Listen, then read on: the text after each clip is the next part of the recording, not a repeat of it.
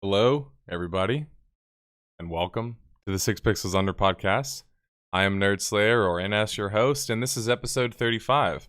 On this week's podcast, we're going to talk a little bit about Sony and Microsoft possibly partnering up together. Looks like it's already been announced. We'll talk a bit about that. We'll talk about GOG Galaxy 2.0, which is just another update, I guess, in the whole platform wars thing. I know there's been an awful lot of talk about the different platforms, so I figured we might as well cover GOG as well, considering I've also covered it before and I also use it myself.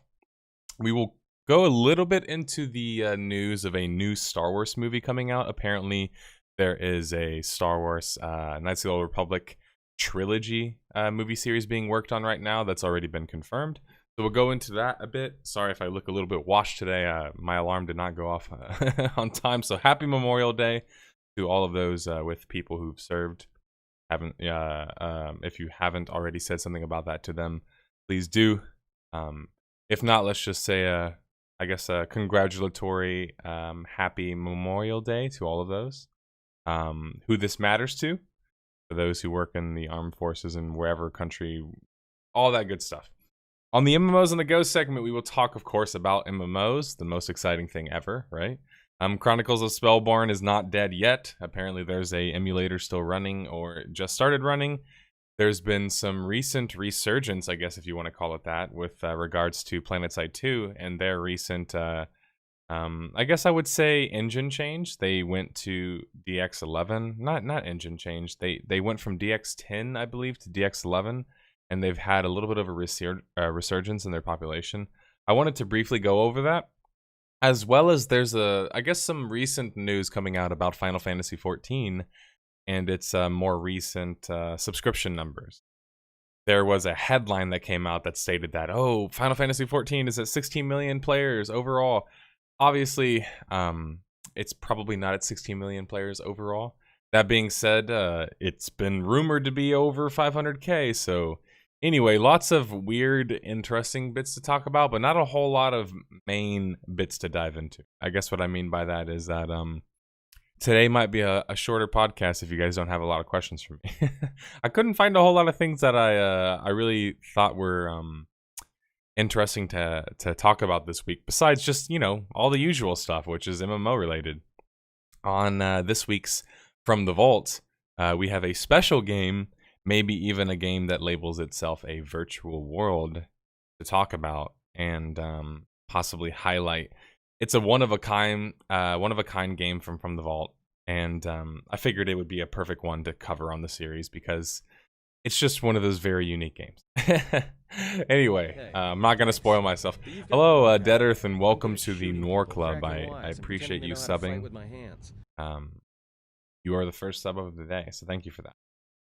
Does Planetside 2 still have that silly mechanic where you can only test one weapon a day? Huh. I don't know, actually. That's a good question. I know the search system and all of that stuff. I did not necessarily enjoy that before. By the way, you do get your own hat tip. Thank you. Thanks for mentioning that card. Okay. Like I said, there's not a whole lot of topics this week that interest me, so I'm going to get right through the current gaming topic section, and let's just dive into whatever topic we have to jump into right now, which is going to be Sony and Microsoft to explore strategic partnership. And I just thought that this was really interesting. Somebody had mentioned this a little bit briefly last week, and I looked into it a little bit more.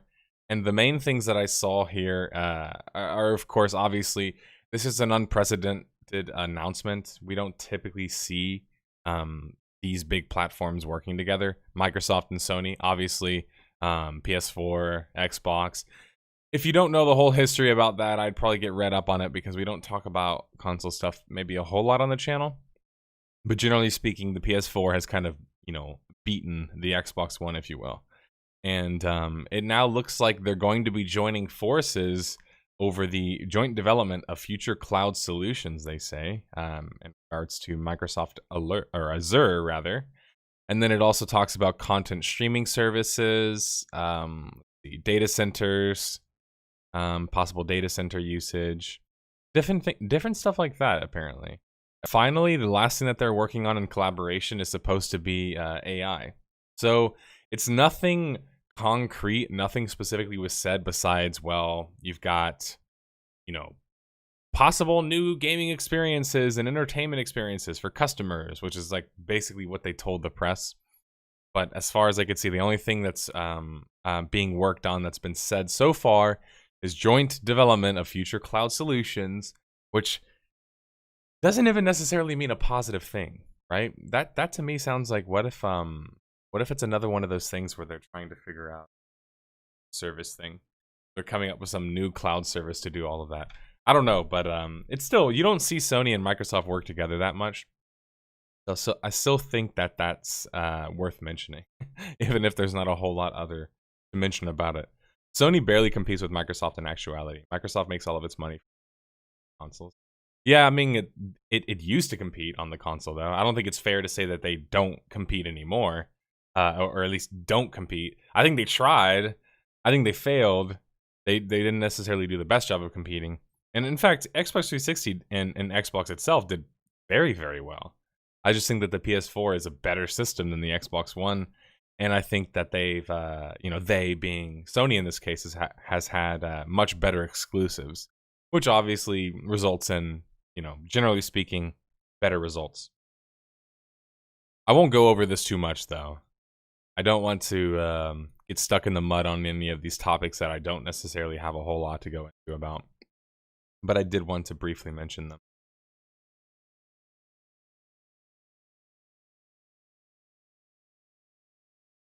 GOG Galaxy 2.0. Okay. Those who haven't heard of GOG.com, it's a special platform. I like to think of it as a special platform that allows a de novo and I guess I would say, what do they call that stuff? I know de novo is the name of the company, but what do they even call that stuff anymore? For some reason, I can't remember off the top of my head. Anyway, GOG Galaxy 2.0 is announced. And this is supposed to be some revamped, upgraded version of the platform. DRM, thank you. I could not remember off the top of my head. I was like, what's the name of that? I was like, De Novo. Okay, that's the name of the company. But what's a DRM? Okay. Thank you. Yeah, GOG Galaxy 2.0. So this is interesting for me because previous news came out about GOG where they were actually potentially in trouble. Remember, GOG is, of course, a competitor to none other than Valve and Steam.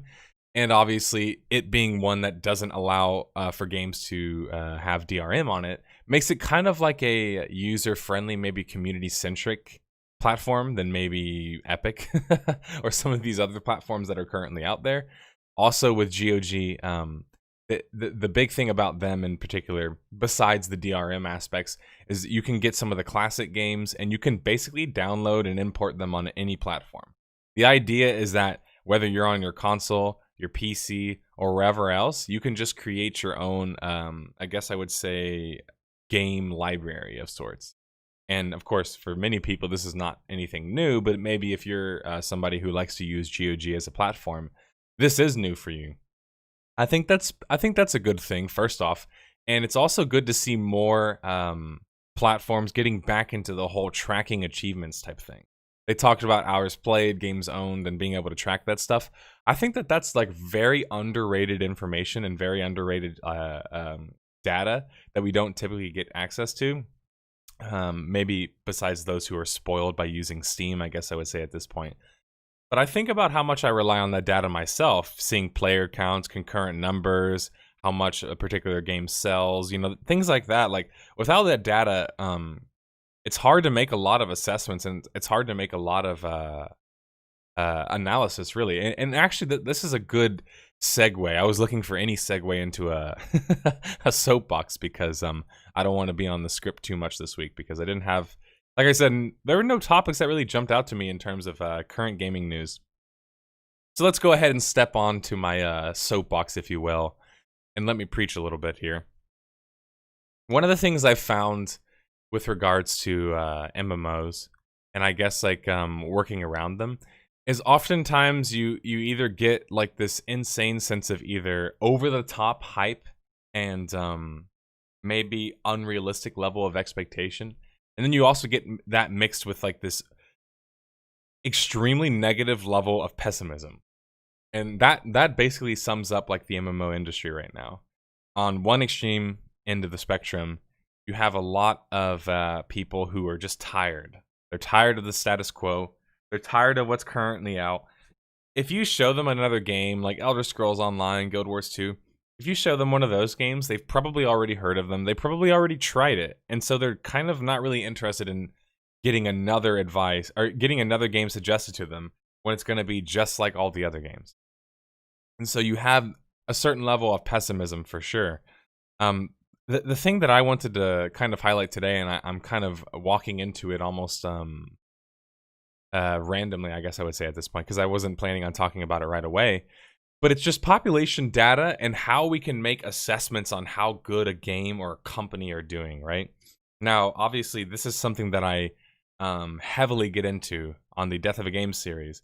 We talk about population data, we talk about subscription data, and all of this different stuff.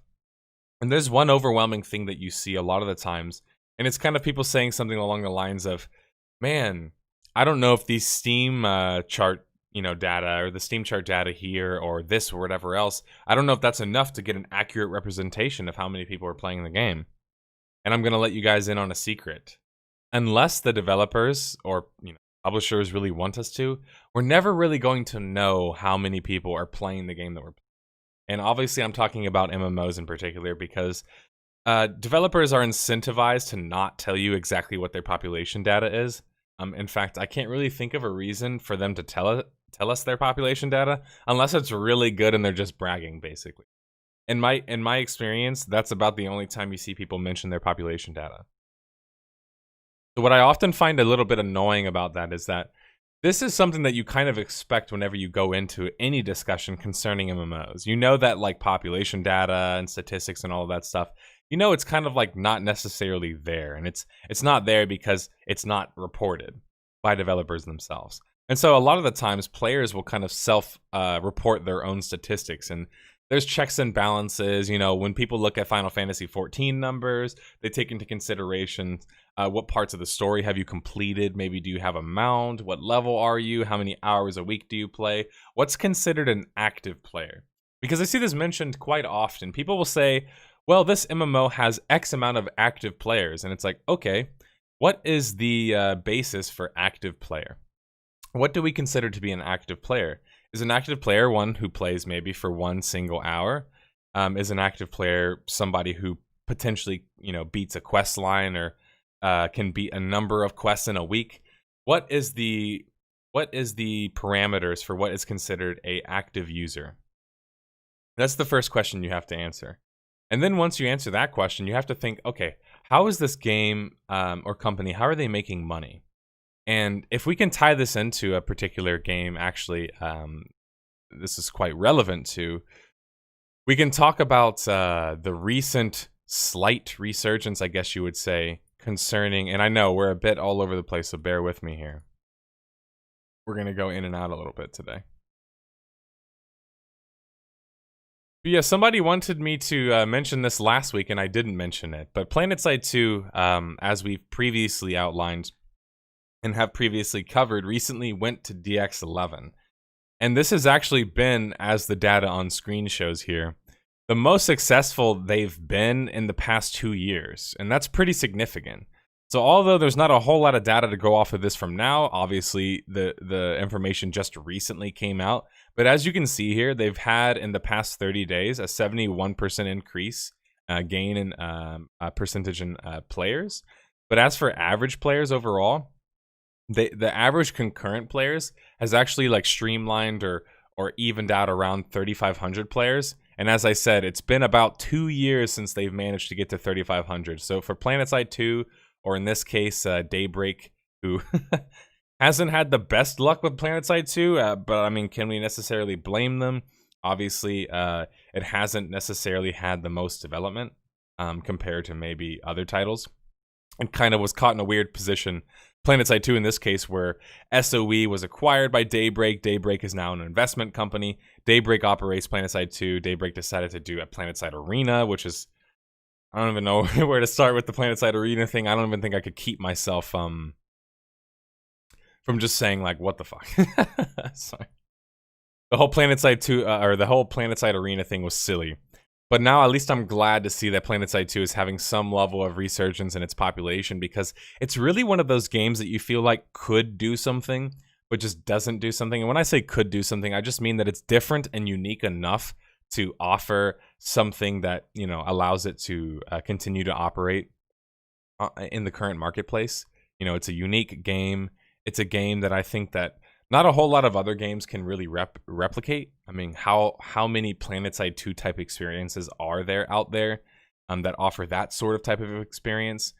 I think it's a little bit scary that we're not going to see a, or at least, I don't want to say for sure yet, but it's scary to think that perhaps we won't see another Planetside. So that's why anytime I see a sequel doing well, I'm like, I don't know, I don't want to say selfishly happy, but I'm just weirdly ecstatic about it.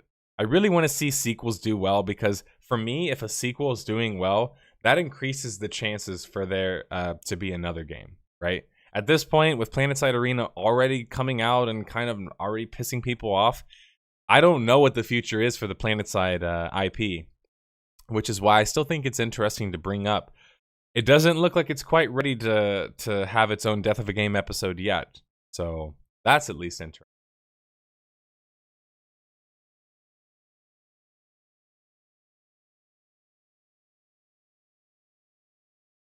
All right, so apparently I have a question. Somebody wanted to call in. Let's see what Tony Lamont has to ask or wants to talk about in particular. Out here waiting for him. Oh, there we go. We got him. Hang on. Here he is. Hey, NS, how you doing? Hey, what's up? Oh, hey, what's up? You got some kind of bad voice box going on there. You get that on Amazon? It's way too overpowered and maybe like the 140 hertz and below. Maybe you want to tweak that a little bit. Go ahead, man. You can't talk. That ain't going to help you in there, but it does make you sound a little bit better. Go ahead, man. What's this all about? What are you slaying? You called in, so I thought you had a question to ask. That's what I'm going out there. My Twitch stream, and I'm live right now on Captain Tony Lamont. We go out there and look at talk shows. You're the first guy to really take a call, so that's a positive. You don't talk very well, and you're kind of a bore, and you got that over Vox-powered bullshit like Timmy the Tat Man. But other than that, I think it's going pretty good. I just want to know the substance of it. Go ahead. Hello? Go ahead. Are you sure you're at the right place? What's it about? I'm sure I'm all right. I asked you a fucking direct question. Don't deflect this because you're all stunned. Give me an answer. What is going on here? You got this fedora on, a dirty t-shirt, these fucking sound squares falling off, and you fuck this drivel about you being an expert on games. Who bequeathed you the expertise? Go ahead. Is that a question? Or? It is a question. Well, you're not asking it like a question. Who bequeathed you the goddamn fucking right to say, hey, I'm an expert in this and give other people advice? Just because you have wrong advice doesn't give you the right to give it. Let them experience it, man. Was that a sentence? Yeah, you stutter a lot. Yes, no, it was. I asked you a question. You're complaining about my grammar. And I said, was that a sentence? 3 words? You just stuttered twice in a row, sir. You're on a stream. I asked you a question. You need to talk. I asked you a question 5 times and you answered none of them. Is that how you're gonna laugh now? Like some? Yeah, it's actually exactly how I'm gonna laugh. You sound very excited. Sir, do I know you? Have we talked before? Calm down. No, are you somebody that I spanked in chat pretty before? Sure Is that why you're back? Twink out there. I'm a unique original. Okay. No, you're very unique. You're very unique. I know I'm unique. Hey, we're gonna put you in a special place, okay? You should put me in a special. We're gonna put you in a special place on the series. I'm gonna cry now. You're gonna be the first person to be banned live on stream. Congratulations. Hey, anytime you ever want to have an actual discussion, man, feel free to come on or bring any of your goons, all right? My class is way up here. Yours is down here, Mr. Fucking Look at Talker. Listen sometimes instead of just over. That's pretty funny. All right. Does anyone have an actual question? Because apparently stuttering means you're like, is this person serious? That's my version of stuttering. Is pausing because I'm like... That was weird, man. I don't think I've ever experienced one like that before. Anyway, that You should have seen the way he messaged me. That was the funniest part for me. Yes, Card. And enjoy that, by the way. I actually thought he was going to make a point, I'll be honest. I kind of was waiting for him to get to it. I thought he was one of those people who kind of already had something to say, but maybe gets a little bit antsy or embarrassed about saying it. And so I was just like I wonder if he actually really did have something to say and then kind of got mad or got sensitive about something or whatever else. But yeah, that was pretty strange. I wanted to maybe he had something to say, but he didn't let you even speak out. No, I mean, he looked like he was like a troll or something, because he even said himself nobody ever accepts him whenever he tries to call in. When he messaged me, by the way, the message that he had sent me was, "Let me on right now." Like, it already was a troll. Like, the way that he had messaged me was already kind of trolly. So I don't know if Zila just didn't vet him at all in the podcast lobby, but I was kind of just waiting to see what he was going to say. So if it looked kind of weird, that's why. I already was suspicious. Like, I can't show the message because I banned the guy, but he posted something like, come on, let me on, man, or something, like, I don't know, something weird like that. So I was just like, who is this guy? And so I was waiting for him to, like, drop his thing. I thought it was going to be about, I don't know, Star Citizen or some MMO or some shit like that, so... I could not see that coming, so I guess that's one thing about this job, if you want to call it that. Was that my first heckler? No, I've had many hecklers in my life. I mean, I guess the weird thing to me is usually when people have a mic that sounds so good, they usually like to talk to people. But he either just seemed to want to talk over me or have me not talk at all, which I don't really see the point. I'm one of those people where it's like, I'm very confrontational, so if you do have something that you want to say or talk about, you can always bring it up to me. But that's just because I prefer to kind of like address things, and I like to get my thoughts out there. Versus, like, that's actually, speaking of the Kickstarter video, speaking of MMOs, I should say, the Kickstarter video, that's why I made that video. I got asked a lot of questions on stream about certain MMOs, and of course, people were asking, you know, Camelot Unchained, what do you think of Star Citizen? What do you think of Ashes of Creation? What do you think of all of these different Kickstarter MMOs that are currently launching or in the process of launching? Or have launched already in some cases. And so that's why I made that video on that. And I realized, you know, in hindsight, there were a couple bits that I got wrong here. So I wanted to address those. I figure why not just talk about them right now? Because that was... an interesting occurrence.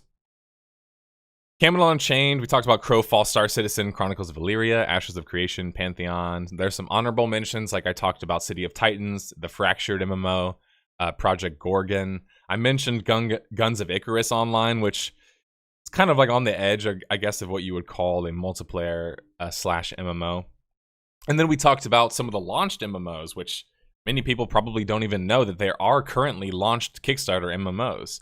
There's Pathfinder Online, Shroud of the Avatar, Elite Dangerous, and there's the Hex Shards of Fate.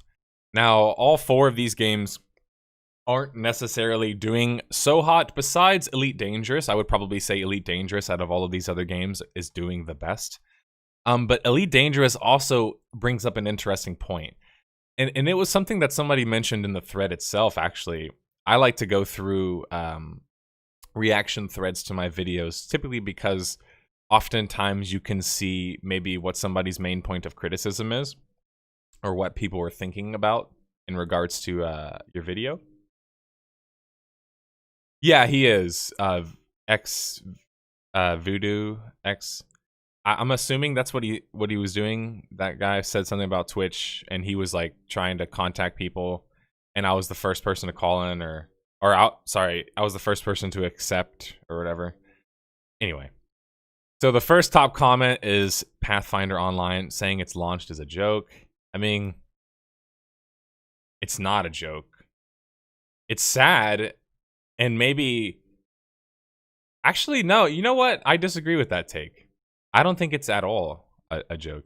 I think it's pretty fucking depressing.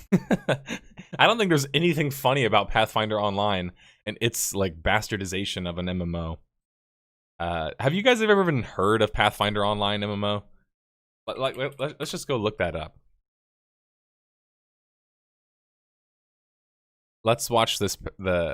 These are the 3 years ago. There were first impressions done on this game, and the game looks like it was. I mean, shit. This shit looks older than EQ2.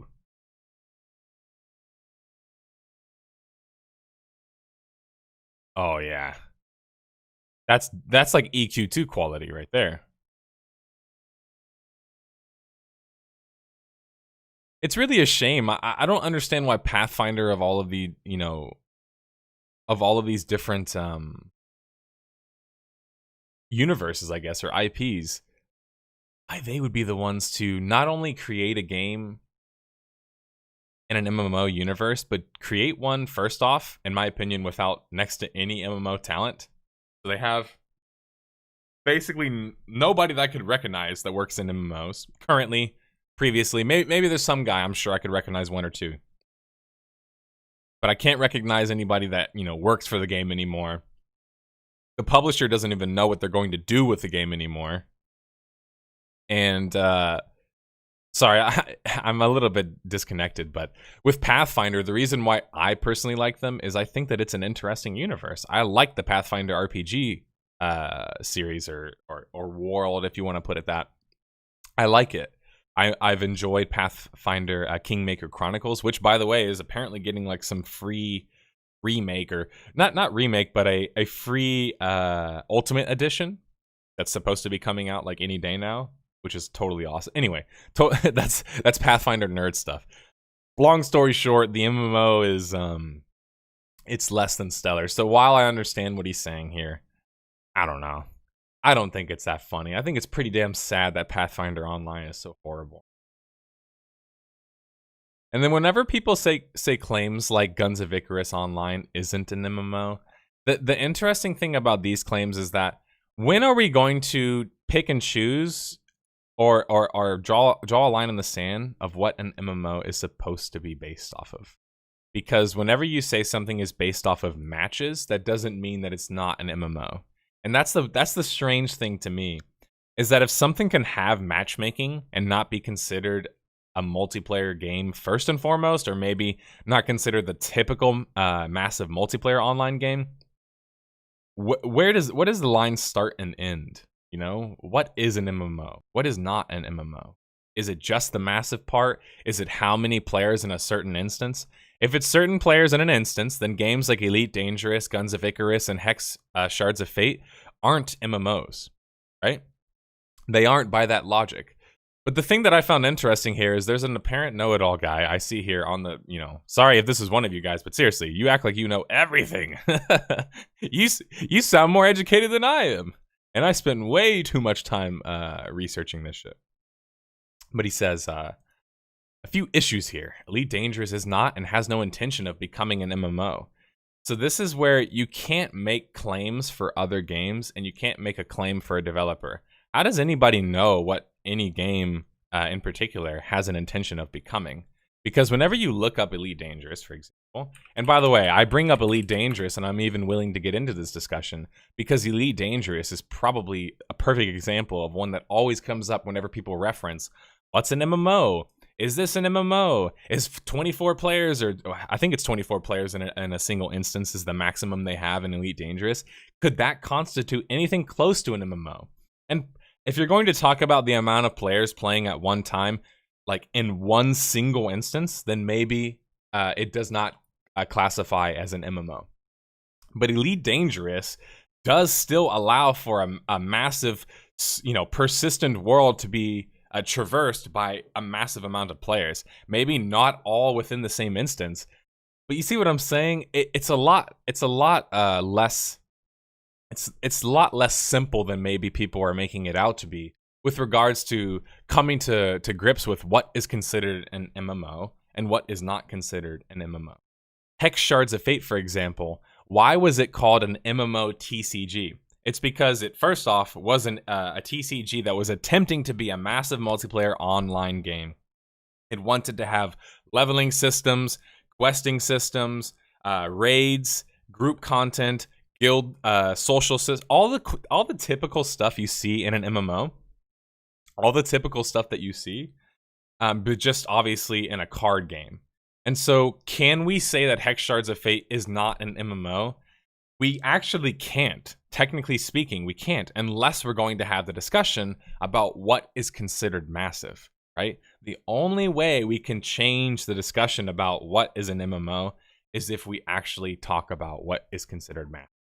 So I know we talk about that sometimes, guys, but it's a lot harder than it seems to come up with a genre for a game, first off. And then second off, the current genre that exists, which is just this massive like umbrella of massive multiplayer online, it's too big. Like massive multiplayer online at like the 3-letter acronym, it's just too broad. There's too many things that you can add in there. Massive multiplayer on, how much is massive?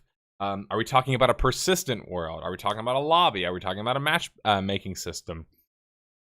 I don't know exactly, but we're going to have that conversation at some point. And perhaps maybe I'm thinking of doing videos about it where we can talk about it.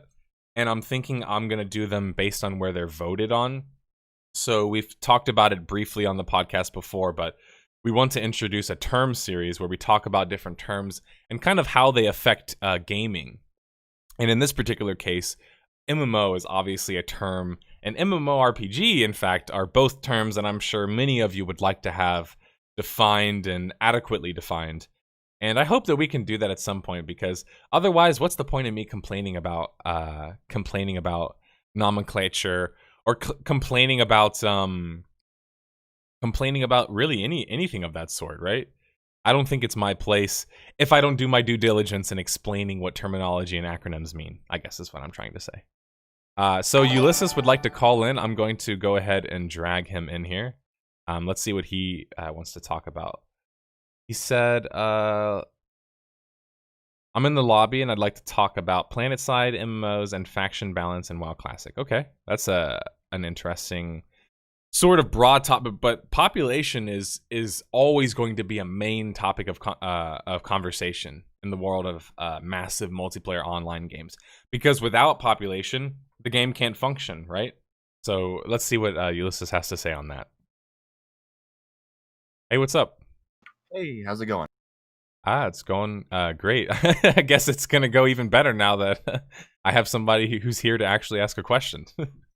Right. So my question to you, it's kind of a broad question, an in-depth one. It's about what you think the best ways to, because one of the most important conversations around player population in these games is how best to maintain a balance that's competitive between different factions in games like Planetside and World of Warcraft and Guild Wars 2. And there's been different options that have been tried. Like Guild Wars 2 caps its servers so that if at a certain point you just can't, transfer your character over to that server. Planetside 2, actually, I don't know if you mentioned it or not, but I'm going to mention it here. Planetside 2 is experimenting with a new feature in their latest update, in addition to DirectX. You can choose to play as a 4th mercenary faction of robots, and those mercenaries have access to all of the NS weapons, from what I understand. And their reward for choosing to do that is those weapons, but the downside is that you have to play on the least populated faction. So in this 3 faction war, let's say the red faction is the least populated, all of the new mercenary faction players get pushed over to that faction and have to fight for them. Okay. My question is basically, what do you think is the better option between what you've seen? Because I foresee in the future, like World of Warcraft particularly, has a big problem with factions. What do you think is the best option for addressing, maintaining a competitive balance? Man, it's such a hard question, because I think about multiple schools of thought where early on you saw two different schools of thought that were prevalent early on. You saw EverQuest had the idea that just make things simply based on factions. So it's, you know, you just have one faction here, one faction there, with individual races and, you know, different aspects like that. But generally speaking, it was faction based. Then you had a game like Asheron's Call or Shadowbane, and these games, or Ultima, and these games are not, you know, the least bit faction based. In fact, factions are probably like the least interesting part of those games. I think I've seen arguments for both. And, you know, the funny thing is that as much as I want to sit here and say that I prefer a non-faction system, I'd rather a faction system that you could create your own factions, because at the end of the day, for an MMO, in my opinion, it's about the players. And players are about working together and having an adventure team or a guild or, you know, whatever you'd like to call it. And having a guild and working together, for me, it goes hand in hand with the idea of having maybe... I don't want to work with the Horde, so maybe whenever I'm playing with my guildmates, we decide to break against the Horde. Obviously, that's never going to happen in WoW, which is a significant problem because it essentially makes it to where there's two sides of the story. There's Horde and there's Alliance, and that works when it works, right? Because you know if they're not on my side, then they are my enemy. So from a simplistic standpoint, I get the idea and the appeal of having a faction-based system. It's much simpler to understand who your enemy is, especially when you have the lore that's done for it. In the case of WoW, obviously, there's a lot of lore between humans and orcs and elves and all that stuff. So I think it's easier to do a faction-based system, especially a 3 faction system, maybe one that Dark Age of Camelot kind of, I guess I would say, pioneered, the Tri-Realm idea. I think that that's probably the easiest way, but do I think it's the best way? I actually don't. And I don't think it's the best way because it is the easiest way, if that makes sense. The fact that it is the easiest way, to me, tells me that there is another way that might be more difficult, but could potentially be better. And that's why I just like the idea of an open guild system. I like the idea of I can have my own guild, I can make it my own faction, and maybe it becomes a big faction that gains support. Like, say, for example, you look at Harry Potter. In Harry Potter, there's a couple different houses, and that's basically it. When you talk about Hogwarts, you have a couple different houses, and that's it. But maybe it's possible. We could talk about Game of Thrones too. I know people are pissed off about that right now, so they don't want to talk about that. But you have these different houses, and each house, right, is a different faction. But the cool thing about Game of Thrones is that at any time, a house or a faction could cease to exist, right? It could lose all of its noblemen and noble women, and all of a sudden it loses like the lead or the head of its house or whatever else. These are all very intriguing and interesting stories that can, you know, transpire because of that drama. I feel like a lot of that stuff's missing whenever you look at MMOs, because it's basically like, okay, one faction and the other faction. And I think that that's a big reason why Shadowbane, Todd Coleman, and now Crowfall, because Todd Coleman, who worked on Shadowbane, now works on Crowfall. I think that's why whenever he advertises Crowfall, which is this big MMO that's supposed to be about factions and warfare and stuff like that, he always refers to it as a throne war simulator. And so I mean, I know it's not an easy answer. I guess if I had to condense it, the faction system is certainly easier. It's easier to write. It's easier to have lore. And it's just easier, I think, to be more applicable to a broader audience. But if you're going to say which one do I think is better, I think a guild system is ultimately always going to be better. Just, again, because you have all of that political aspect that you just can't really do it justice by just saying, here's Horde and here's Alliance. I think that there's a lot more that goes into social interactions, warfare, conflict, and even community interactions between players. I agree with you that fundamentally the root problem here is with the way the factions are set up, right? I think that there's a spectrum of worse and better solutions there where, you know, it's like a 2-faction system isn't as good as a 3-faction system, and a 3-faction system might not be as good as having, you know, a mercenary faction system like Planetside is established. But ultimately, it would probably be better to just let players sort of form their own little factions, kind of an Eve style system. Right. That would be both and more interesting. Eve allows for and both, solve by the problem. way. So you can have Right. both. You can have a hybrid system. Right. The problem that we're running into is you have these games like World of Warcraft that are basically the um, that are limping on into the future and not being replaced by anything new with a better faction system. And like I said, different games have tried different solutions, and World of Warcraft has tried no solution. And what you end up with is these hub servers where eventually everyone transfers to the server that their faction is dominant in, and it kind of breaks the some of the systems of the game. Which is why you had to have cross realming and sharding and all of this other stuff, at least to some degree. Right. Um, what yeah, I would like to see more games. I'd like to see more games set up like you're saying, but I think that the answer for the games that exist now isn't no solution. I'm just not sure yet whether the best solution is adding in, extra factions or capping the ones that exist. Yeah, and this is one of those like scenarios where I love having hypothetical discussions. So let me preface it by saying that. But I would love to have a hypothetical discussion about what maybe, for example, Blizzard or WoW in this case could learn from these different systems. I feel like, we look at, like, let's just throw this out there. Let's get a little bit crazy. WoW Classic comes out. It's out for a number of years. They decide that they're going to do it like RuneScape. So they're going to create new content with the vanilla model until they eventually release TBC again and whatever else. Like, let's just pretend they do it that way. Eventually, they're going to run into an issue, as you said, where it's going to seem, as soon as another competitor comes out with like an open sort of faction system that works, it's just one of those things where it's just going to seem so backwards in comparison. When you play a game that has two factions, and then you go and play, I don't know, for me, it's Darkfall. Darkfall's that game for me. Eve is that game for many other people.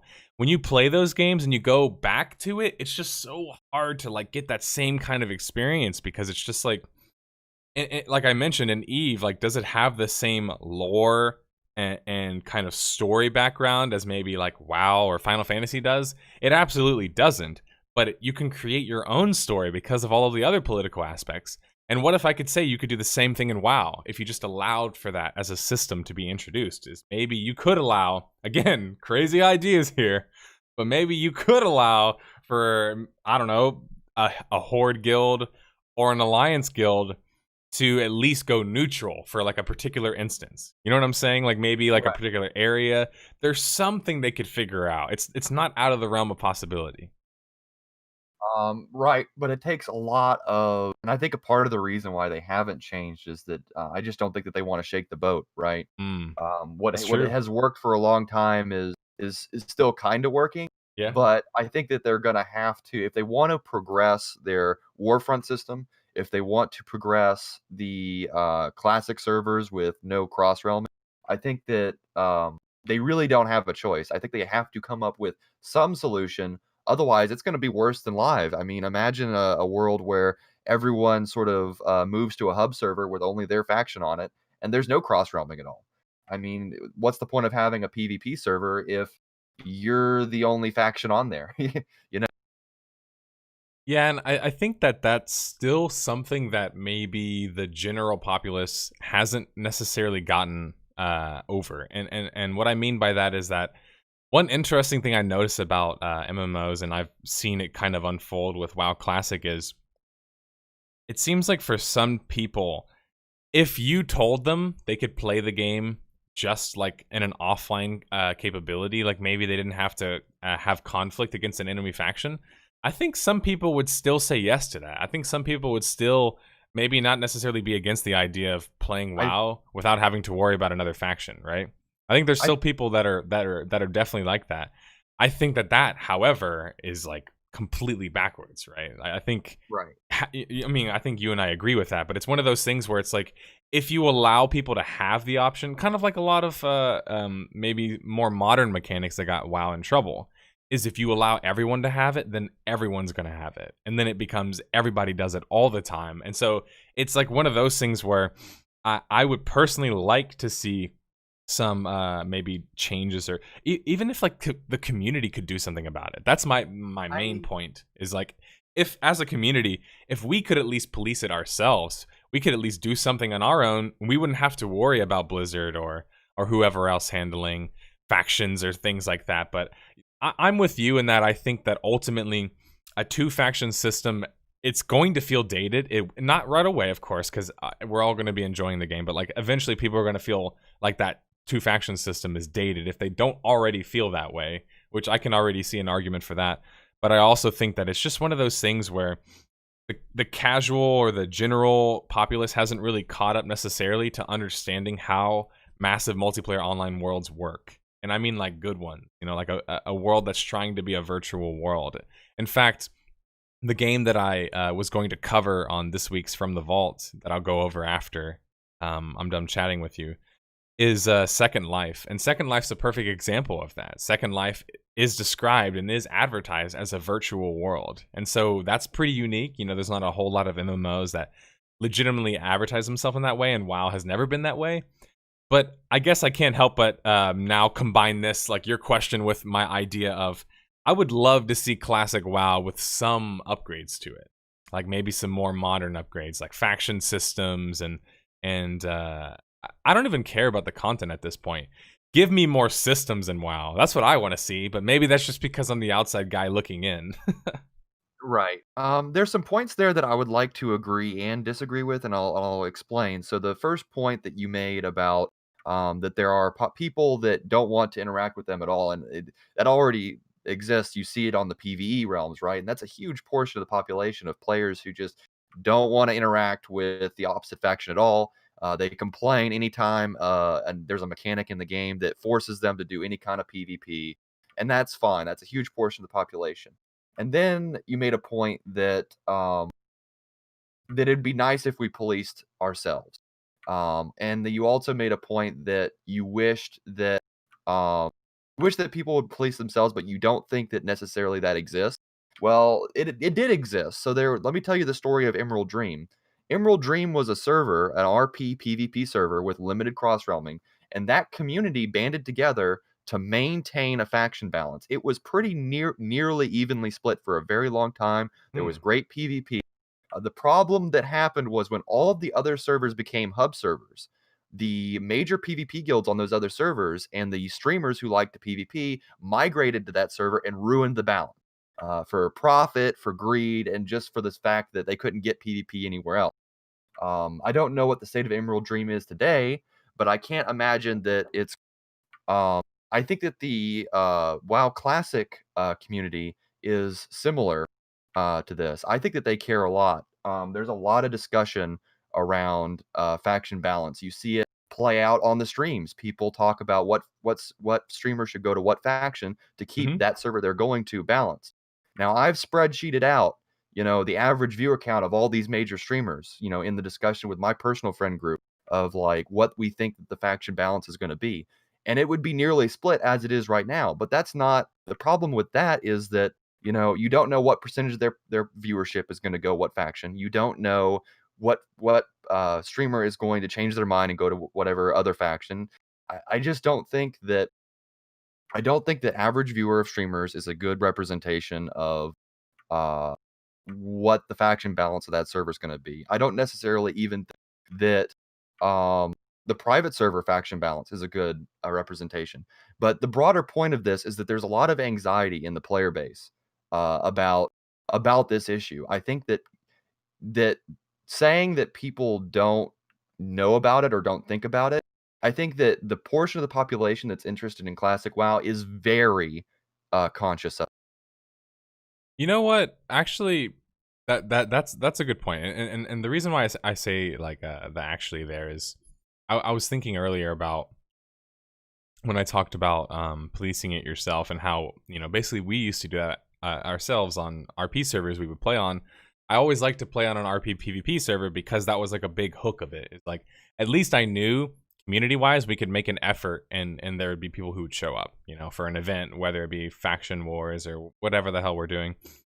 But now that I've started to think about it, the amount of times I've been asked the question, the amount of times I've seen it mentioned on videos and things like that, And frankly, I saw people mention it in our Discord as well. And there is a lot of questions about the population balance and what that's going to mean for the game. And it got me kind of thinking about old school servers and kind of my experience with them, and maybe you guys can either back me up on this or maybe you had a different experience. But oftentimes I found that a server can be kind of poisoned pretty easily. Maybe it's one big guild decides that we're going to leave, but that doesn't just mean one big guild leaves. That as you would expect from a virtual world. Right, it means that we lose the community, we lose the crafting, we lose the PvP, we lose all the content that comes with it.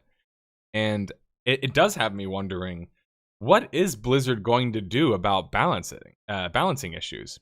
Because at the moment, we don't even have a server list. So we don't even know what servers we're gonna play on. So now imagine that problem compounded.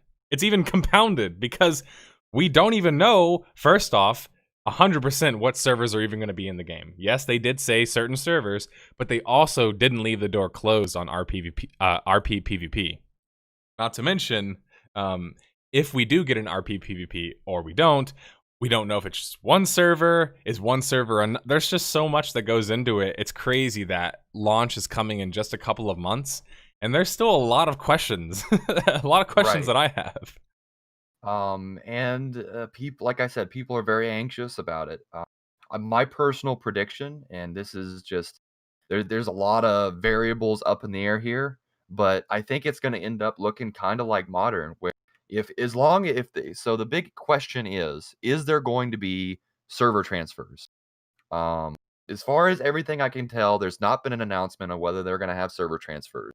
But they've kind of been on the opinion with things like RP, PvP realms, and other services that they're going to try to mirror what we had back then. And we had server transfers back then, but there was not this culture of everybody moving to the hub server for your faction back then.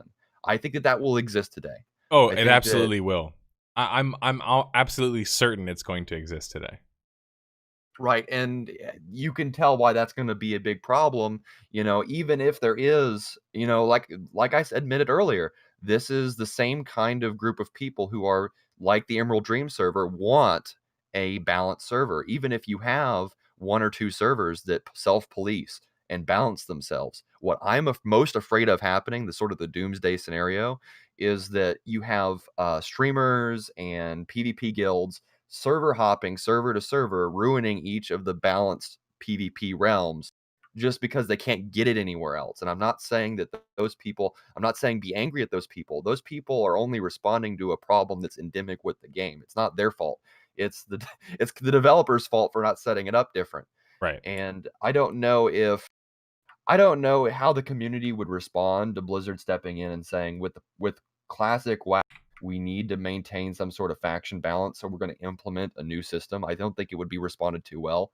I think most people are of the opinion that it should be the way it was, even if that means that it breaks itself.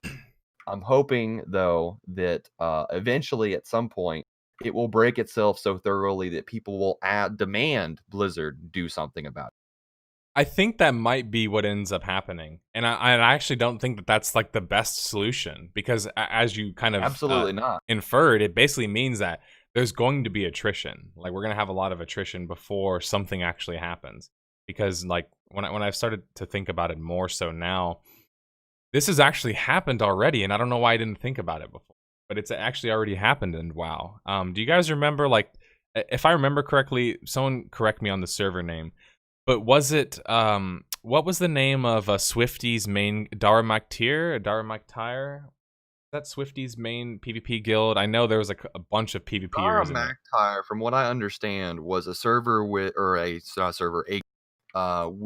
I think it was Swifty and a bunch of other of the big name, like, I'm a PvP player people. Yeah, Zyback was there too. I don't know exactly what happened to that guild. I was on the server with Daramak across several games. I was as well. And played against them on many occasions. And I don't know what happened to that guild, but basically the guilds that like Daramaktir, the sort of things happen. And this is also another thing I'm worried about. Like, so Asmongold's this big streamer, right? And everyone's watching him play Classic WoW and do PvP. But, you know, originally, before he, you know, signed up with these other streamers to do PvP, his opinion was, I wanted to go to a PvE server so I don't get ganked. And every time I see him get ganked, he gets really frustrated. And I don't blame him because, you know, this is his stream. He doesn't want his content interrupted. In anything, and I'm not saying he would. I don't know him. I can't speak for him. But there's this worry that, you know, one big streamer with the majority of bringing the majority of the population to his server just goes to another server, goes to a PvE server. And then the balance is all out of whack again. And it's been the opinion of me and my friend group who's trying to figure out where we're going to go is that it's too volatile. It's better to pick a server that doesn't have streamers on it just because you don't know what's going to happen. But here's the worst part about that for me is that, like, it's kind of like their opinion of Blizzard's opinion of RP PvP for me. They're like, oh, we'll figure it out after. And it's like, it's not going to work like that. Like, you're really going to expect people are going to join an RP PvE server and then switch to another server? Like, it's not going to happen. People aren't going to switch. I think that they're looking at the past and they're saying people are willing to pay over and over and over again for server transfers, expensive server transfers. And I think that they're kind of right. I think that they're right that there's a subset of the population like me that will pay to lots of money in order to chase wherever the best PvP is, no matter what server it's on. But there's a lot of people that are just going to throw up their hands and say, I'm not going to level again, especially in Classic WoW, where it's such a huge commitment. You can't just boost a character on a new server. You can't level a new character in a couple of days playing casually. It's a huge commitment, and I think a lot of people are going to get really frustrated whenever they get to level 40 and 50 a week in and say, my server's trash. I can't do PvP here because my population is unbalanced. They're just going to quit. It's a hidden thing. I like to say it's hidden because we don't hear people talk about it a lot, but it's kind of one of those sneaky, like, silent killers. But very oftentimes people do quit because of the servers, and it's so crazy to think about because it hasn't really happened to me before. I guess I've been really lucky in which servers I've chosen, but think about how many MMOs out there have existed where people have joined servers and then had to go join another server because either it shut down or that server was completely dead. Now imagine that on the scale of WoW, and imagine that with like streamers and all of this other stuff. If a streamer guild, which is the point that I was bringing up with Darren McTire, was that they were this streamer guild essentially. When they left that server, the server never functioned the same way again. It was just never the same server. So it's just like, imagine, here's a scenario that's very realistic, could happen. What if we joined a server and it turns out we joined a server where there's like, maybe nobody really knows how to PvP on the Alliance side. So it ends up just us like stomping everybody. So we're like, okay, well, we don't want to just destroy everybody and have no challenge. So why don't we transfer to another server with more competition? But you can't do that because even if you do it, like you said, all the time spent, you have to spend all that time to like make these other characters. If they don't let you transfer your character, if they do, that also is kind of negative. Some people are kind of against that as well because they see the ability to transfer your character as kind of a way to escape criticism or kind of a way to escape the good old-fashioned blackball. Right. Well, that was the original sort of, that's a very old school mentality, and I don't disagree with it. It certainly is always been a problem with the system, is that you sort of develop a reputation on your server, and what people would do is like, I ninja looted, you know, the Eye of Sulphurus or whatever. Now I'm gonna server transfer and be a new person. But I think that the biggest problem with server transferring is no longer that. At least it might be again with Classic WoW because community is so much stronger and because Master Loot's going to be back in the game, presumably. And I think that might be a problem. But I think the bigger problem is that allowing people to server transfer will inevitably create the hub server problem that we discussed. Yeah, it will. And then there's also, I mean, like we said, there's faction imbalance. There are some real issues that even though WoW Classic has obviously been successful before, they're still going to have to deal with. And I think it's going to be interesting to watch unfold because how often, first off, do we have to see or do we get to see somebody deal with this stuff in like a live setting? It doesn't really happen. Like you don't really see a lot of MMO developers relaunch like a successful launched game before. Like I mean, I don't know about you, but I can't think of a precedent. Like there's not really a precedent No, for such a thing. I don't think that there is, and it's being so new. It while we can speculate and we have good reason to assume that things are going to pan out the way they are with server population, it is a totally new experience. It's never been done before, and that uncertainty of like how that's going to affect our game is causing a lot of anxiety. Unfortunately, like I said earlier, I think that this is not a problem that's going to get solved whenever times are good. It's going to take breaking the game for Blizzard to do something about because they see the money rolling in from those server transfers and they say everything is fine. People are fine. I think that's like for me, like the 2 points of contention most for me at the moment concerning classic WoW is probably going to be considering the roleplay PvP, right? Because to me, again, that's just a big part. It's just one of those things where it's just like I feel like if they don't do it, it just seems like a missed opportunity, like a big missed opportunity. But I obviously, I'm not gonna cry if they don't do an RPVP server. I just feel like if they don't do it at launch, they should just forget about it because nobody's gonna waste their time. Really, at least. I think it's kind of a no-brainer that they would do one because, frankly speaking, I would make a lot of content on that damn server. Okay. I don't know. I think that adding because you think about it in this way. Let's say the future pans out the way we predict, and we end up with these hub servers, and everyone's mad because Blizzard isn't doing anything about it, and there's no sense of faction balance, and people are ready to quit, or maybe a lot of people have quit. And then you drop, okay, we're gonna release RP PvP servers. Maybe people decide, okay, I'm frustrated, but I'm gonna give it one more shot. This is a chance to restart and try to do things right. And maybe the community gets around, well, we're gonna try to set up an Emerald Dream here where everything's balanced. So maybe it would be a good thing, but I'm on your side. I would rather they just start with them and then fix the issue that's the root cause. I think it's because like maybe at least I can speak for myself here. I look at it almost like from the perspective of we've already seen old school RuneScape sort of do something like this before, where they had this old school game. Next thing you know, the classic RuneScape and even just modern RuneScape doesn't really shake out anymore. Classic doesn't exist anymore. Modern isn't as popular. RuneScape 3 isn't as popular, etc. And obviously Jagex kind of realized that was their golden goose, and it very much was. Right after they did their mobile launch, it was hugely successful. All of that good stuff. It makes me think about Blizzard and kind of how they're going to handle their launch. And I think about like when you talk about certain points of marketing in the lifespan of an MMO. Obviously, before launch, right at launch, right after launch are huge parts of advertisement. That's usually when you're going to pick up the majority of the people to play the game or try it out for the first time. But what I'm wondering, and hear me out on this, is like, I wonder if down a year down the line, how is Blizzard going to keep that part up? Like, I wonder how they're going to advertise their game. Like, I'm really eager to see how they're going to choose to advertise it.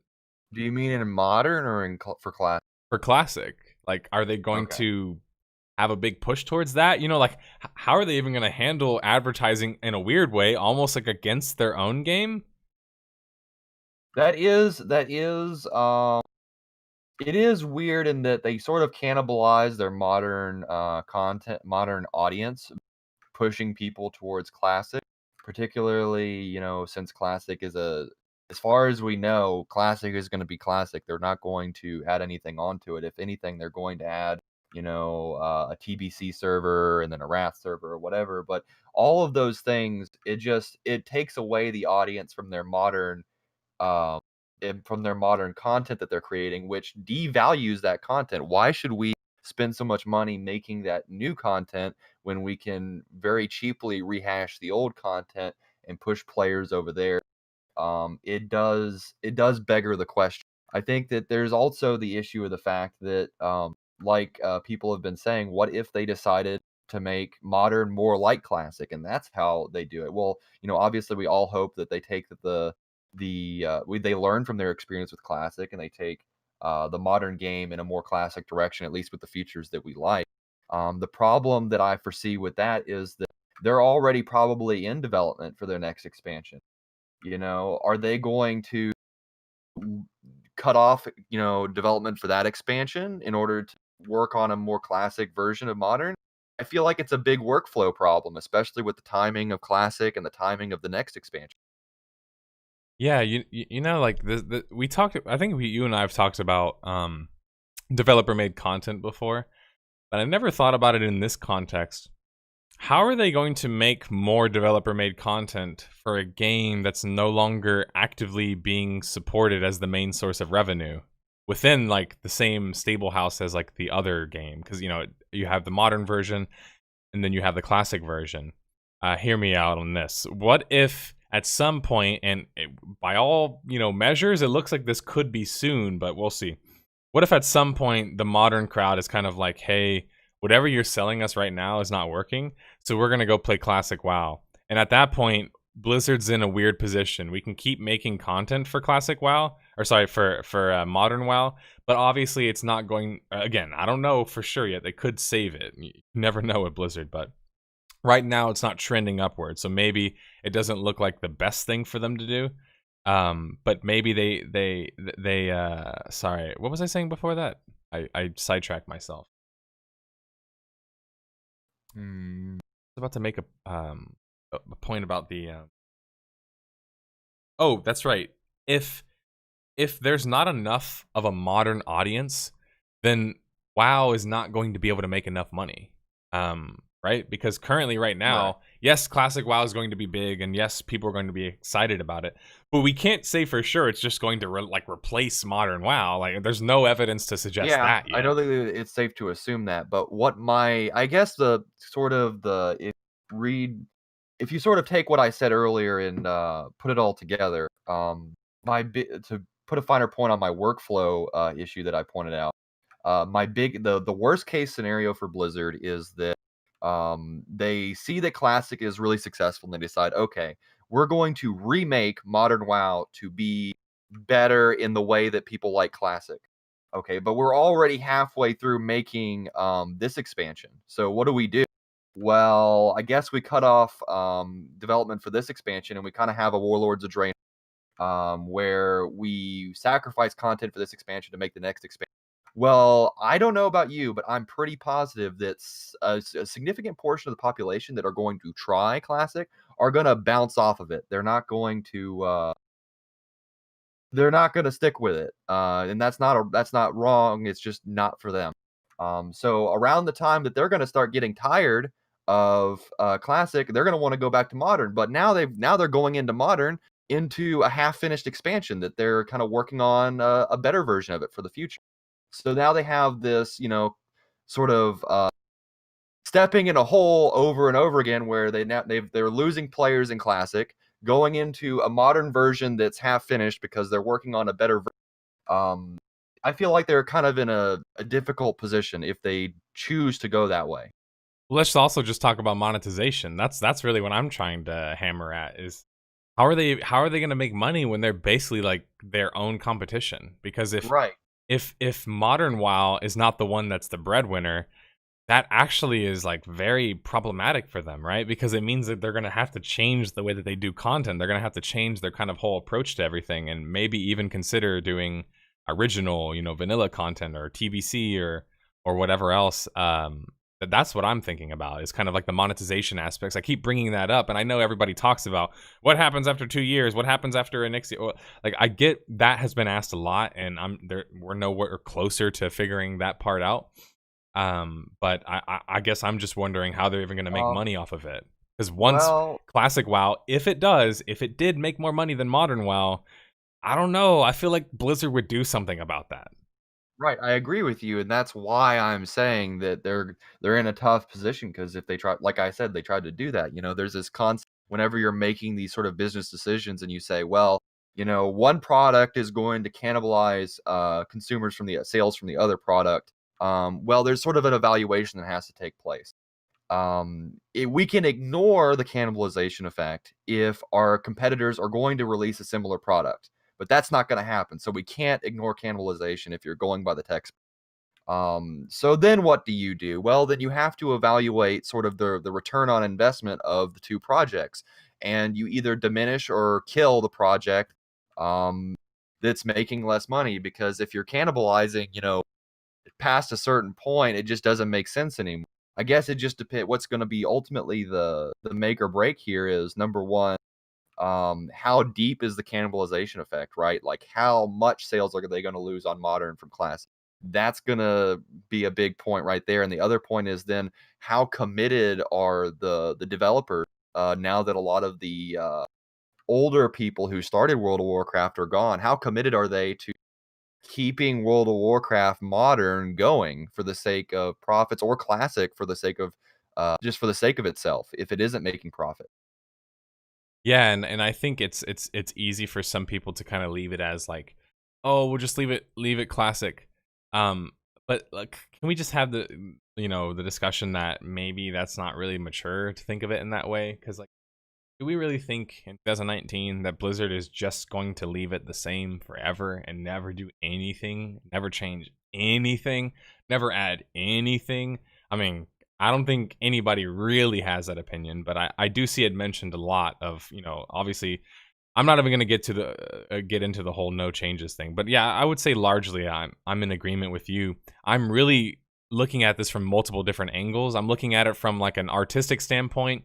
Can this old piece of work still stand the test of time? That perspective, which is also kind of historical. I also look at it from the perspective of precedent. Like, this really hasn't even been done before, and it certainly hasn't been done by Blizzard. So we get to see this whole thing unfold for the first time, for many of us. I mean, for just about all of us for the first time. And then there's also that whole idea of what comes next. And the most exciting thing that I can wrap this up with for me about Classic WoW is just simply speaking that it's the most exciting thing about Classic WoW for me is that change. It's weird, right? Because it's classic. It's the game people played before. They don't really want a whole lot of changes, and yet it feels like it's something new. And I think it's just because it's one of those things where that when it happens in the industry, something has to happen as a conclusion. Thinking about it now, I think regardless of how successful Classic is, as poorly performing as the latest expansion is, I think they're going to have to do a major overhaul. And hopefully, to put a tack on this conversation, I think that hopefully we don't end up with a lame duck expansion like Warlords of Draenor because of. But hey, there's Classic there to entertain at least those of us who really enjoy. Yeah, I think of it as like, I can't tell you once Classic comes out or at the end, like, I can't tell you if after the end of the year I'll still be playing the game. I don't know that yet. Like, there's just too many factors that go into it. But I can tell you this much. If Blizzard came out and made a statement and said, here's what we're going to do, here's the plan for content or the future, and this is what we have in mind, that would make me a lot more confident and a lot more willing to stay playing the game. But I just don't want to personally, again, this is my personal opinion, I'm not going to continue to play the game for some years on end, because it's like, even if I didn't get to go through the original Classic experience, I did play TBC and I did play a lot of WoW. So eventually it is going to reach a point where it's like, okay, now what? We've gotten certain honor ranks. We're one of the better guilds on the server. Now what? We can go down the same old content trip, which I'm totally fine with doing, because I also know that it means that... Actually, you know what? Before I say goodbye to you, there's something that people mention a lot when it comes to WoW Classic. They talk about, okay, so let's say like WoW Classic comes out, and then it does the way that it does. How is it going to affect the market as a whole? Like, overall, like, what way is it going to affect the market?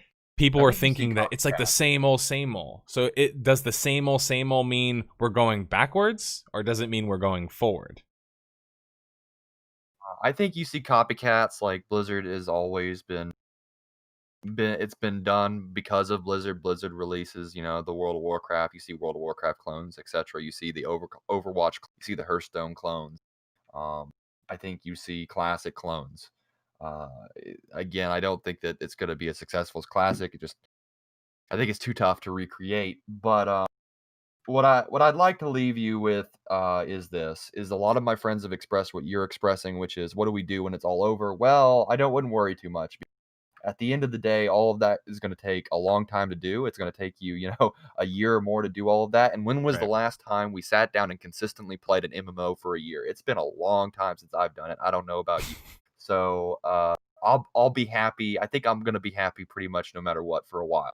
And that's kind of why I've been like laughing silently, is like I'm getting a lot of, frankly speaking, there's kind of like both sides. There's the whole where people are either like, hey, you should love classic or be so excited for classic WoW. I'm not going to say whether or not you should or shouldn't, right?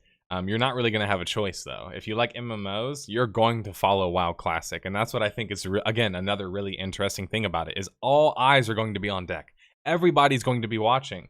Whether you're a WoW fan, whether you're, whoever else, just some random person on Twitch, people are going to be seeing about what is this game about? What is classic WoW about? And that brings more attention back to MMOs. And frankly speaking, as you said, the simplest thing, which is the thing that I said that I was like silently chuckling about, is people will be like, oh yeah, but what are you going to do after this amount of time? And I'm thinking to myself, so I get 6 months to a year of enjoyment or so before I have to then figure out what's next. It's like, I mean, generally speaking, most of us are going to take that deal. I think that's a pretty good deal. Even if I only enjoyed the game until the end of the year this year. Let's say 2020 comes around, all of a sudden I'm bored, I want nothing to do with Classic WoW. I still put 6 months or something into the game. Like, there's still so much to play and experience. Especially at $15 a month. I play Planetside, and I can't. I've spent a regretful amount of money on that game because of its the way that system is monetized. At $15 a month, I think 6 months to a year is a great deal. But I've got stuff to do today, so I'm gonna leave you off on that. Thank you for letting me on. And by the way, I think that the proposed project of sort of setting the terms for these conversations and defining our terms is an important one. I'd love to contribute to that. If you end up publicly posting what you're working on, maybe I can shoot an idea your way. Okay, yeah. I'll give you a little bit of insight into how we're going to end up doing it. We had an idea of doing it sort of like how another series does it. Did you know Gaming? They're a pretty well-known YouTube series. The way that they do it is they allow their audience to vote, and it's just it's an option between two different terms. So like the way we would do it is it would be vote for RPG as a term versus like voting for maybe roguelike or roguelite or whatever the other term is, and then it's gonna kind of go like that. And the idea is that as I bring in more people to the channel, they hopefully will be able to cover their own terms, if that makes sense. So like whenever somebody comes in and they're like the shooter person, maybe they only make videos about shooters, and that's kind of like their main squeeze. Because I know a good amount about shooters, but is it my main squeeze? Probably not. So if I found somebody else who could make content about such a thing, that's kind of the idea of it as well. So the term idea, the interesting thing that I'll leave you with, and thanks for stopping by the way, everybody, please thank Ulysses for stopping by and having more discussion about classic, because let's just be honest, we're gonna be talking about it for the next 2 months, right? We're gonna be talking a lot about hypotheticals because we're just not really sure how things are gonna go down yet or so far. But anyway, I'll leave it at that. Thanks for stopping by and asking a question. I appreciate it, or asking some questions and having some interesting dialogue, man. I always appreciate it. Thanks. Goodbye. No problem. Yeah, lots of interesting stuff. I know lots of hypotheticals. Many of us are wondering what's going to happen. But man, it has me thinking that I think right now the future for me with WoW content is going to be, I want to make a video that outlines my thoughts that I've kind of spoken to you guys a lot about, but outlines my thoughts on why I think classic WoW is important for the genre as a whole. Like the MMO genre as a whole is benefiting from this. And that's kind of like one of the arguments I'm going to make in one of my videos. I also wanted to do a video on they should do an RP PvP server, in my opinion. But to go into a little bit more detail about what I didn't want to hold Ulysses on there for too long. But I mentioned this term idea, and it's an idea for making a video series that's based around explaining different terms. It's almost like a game archaeologist sort of thing of sorts. And the interesting thing about it is that currently speaking, the person who's going to voice and write the series, okay, I take that back. Maybe I'll write at least, you know, somewhat, or at least maybe like the structure. I don't know yet. But we might have somebody else on the mic. I've been working with somebody who's been helping me edit for a while now, and I've mentioned how I've wanted to create more, you know, content on the channel, and frankly speaking, I can't create it all myself. So we actually have another potential content creator we've already been working with in-house. And so that's one of those ideas. I need to don an Indiana Jones outfit. I mean, I don't want to go into what the ideas are yet, because we have some good ones and it's not completely figured out yet. We don't have it ironed out in terms of particular details, but it's going to be pretty simple. Like, I would say a pretty simple format. The way that the term series would work is kind of like this. I'm running through trying to see how I'm looking at a previous message. So it would be the meaning of the subject, the history of the subject, right? The term, that sort of thing. How and where is it used in today's, today's world? What is its influence currently? And then we can also talk about maybe has the role or meaning of the word changed since its inception? Maybe it will change in the future. So say, for example, if we took Souls-like, we could talk about the meaning, we could talk about how it evolved from the Dark Souls games, what came before that, a little bit of their history, why it was so revolutionary, and then, you know, talk about how the term is used today. Maybe it's not used properly. Souls-like is kind of a meme nowadays. People use it almost too much, so that sort of stuff, right? Ulysses, stop hogging all the call-in time. I'd love to call in and have a conversation around terms and game philosophy once we both have thought about it more. No, yeah, for sure, absolutely. Between you, Rippies, Limpos, and myself, I think we've had enough discussions about terms, and if we should have discussions about terms, to actually have discussions about terms. We've had enough hypotheticals to have real discussions. No, I'm just kidding. By the way, guys, we are at 42 subs. That's 42 out of 50 subs. We are 8 subs away from me doing a Mafia stream on Friday. So you have between now and that Friday, unless I somehow lose some subs within that time, which is very possible because the end of the month is coming, that I could do a Friday stream playing some Salem, playing some Mafia on some different forums, perhaps. Sorry, different websites. Those, I think Salem right now, besides that recent scare that they had with their data, is probably one of the better experiences of Mafia, but I'll check out other games if you guys are willing to as well. I'm running away from you lot. I can't handle that many hypotheticals. I don't blame you. With how games are casualized, Souls-like today basically means that you can lose something by dying. And that's something that we want to outline in the video, is kind of how maybe the word or the term used to mean something, but kind of means something else now. And that needs to be pointed out so people can kind of understand the history. Or is it the epistemology? Is that the term? The epistemology of the word? What is Nerds of the Round? I don't think I've heard of that one.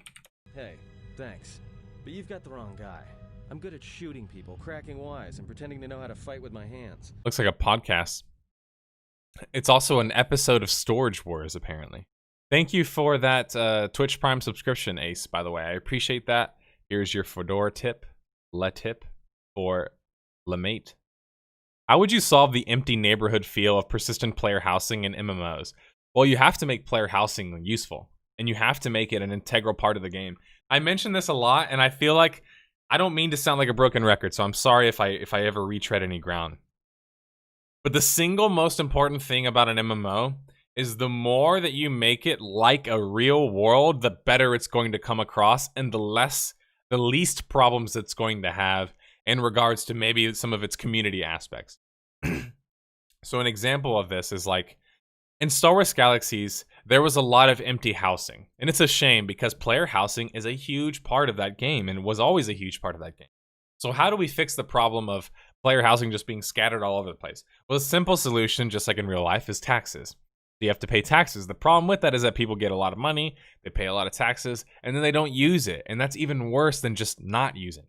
Because by paying for it, by not actively using it, you are occupying space in a world that you're not actually like involved in, if that makes sense. It's kind of like if I were to buy property in the middle of like Los Angeles and then just say, hey, I'm not going to participate in this city. It's like you can't really do it. You know, like it wouldn't really happen in the real world. At some point, I would have to rely on the city, right? Even if I'm in like my own territory of sorts. So I think that, do you think I suggested 6 Pixels Under not checking if it existed? I'm sure you checked if it existed. Don't worry, I have faith in you.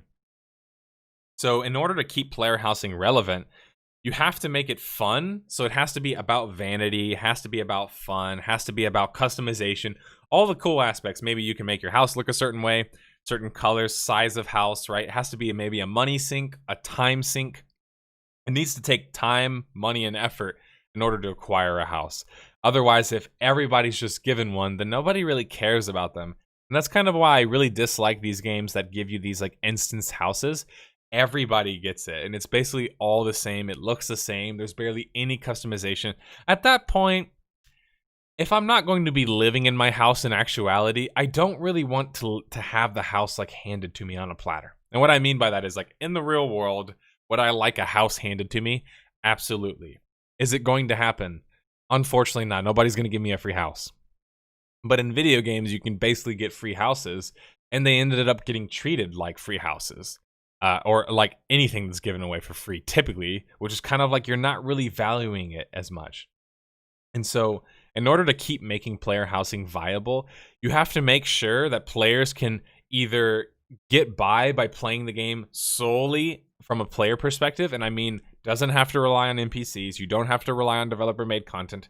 Maybe you can get all of your experiences from a player town. If that's possible, think about it. If a player town can essentially replicate what an NPC town does for a player, maybe their gear, crafting, questing, whatever other category you have, it's going to be pretty hard to not make that place a center of activity. I mean, again, Galaxies, to bring it back to Galaxies, why were cities in Star Wars Galaxies so active? It's because you could live there, you could travel there, you could store your stuff there, you could get buffed there, you could talk to your friends, you could join a guild, you could go see a doctor, go see the governor, PvP, PvE, you name it, right? You could do basically everything out of a city. So you have to make it to where, just like in the real world, how do you make a city? How do you make housing good? How do you make it feel persistent? How do you make it matter? Well, scarcity of resources, right? If there's a scarcity of resources, well, then you kind of need to hoard whatever you do have, like a squirrel, in your house. So maybe you need a place to put all of your loot. Maybe you need a place to put all of your junk or whatever else, all of your money and things like that. So it's how can I, on a day-to-day basis, make somebody need either the use or could benefit from using player housing. And I know that sounds really overly technical and sounds overly complicated. But to put it simply, as I always say, in most cases, if you have a question of how a social feature can work in an MMO, the simplest solution or the simplest answer, which doesn't necessarily mean it's easy, but it just means it's a simple answer. The simplest answer is to look at it and think about it from a social perspective. So if you ask the question of, how can player housing in an MMO work properly? Like, how can you not just abandon it? How is it not going to be useless or a waste of time from developers? And the simple reason is just like in the real world, you have to make somebody feel as if a house or a place of residence is as important, if not more important, than it is in the real world. And again, there's many ways to do that. There's rested XP, there's storage, there's resources, scarcity, there's activities, there's fun things like community, social interactions, all of that sort of stuff. So anyway, speaking of which, since we are about to the point to where I would like to open up the floor questions, I'll go ahead and do that. I will be switching over the segment to the call-in segment. If you have any questions you'd like to ask me about anything, feel free to ask me now. I will let you guys have another maybe 13 to 20, I'd say about 20 more minutes or so. So feel free to spend the next 20 minutes asking me whatever questions you have. If you guys don't have any questions, I'm probably just going to off the cuff for a bit, just so we have some more discussions before I say goodbye. It is Memorial Day, so once again, thank you to those who are watching now live, who have been watching live, or are watching after the fact. If you're just watching, period, I appreciate the support. And again, support goes to those out there involved in the military. Thank you for your service, and thank you for those who have been lost. Down with taxes. As long as it isn't like Arcade, where you just have to use your house as a resource. Arcade was cool because it was like, at least people still went to their house. Like, that's what I liked about Arcade, because as a PvP player, that was basically the only reason why I cared about player housing in that case. Was at least players had a reason to be at their house so I could PvP. Alanos Born 1991 says, what's the endgame future look for MMOs in the future?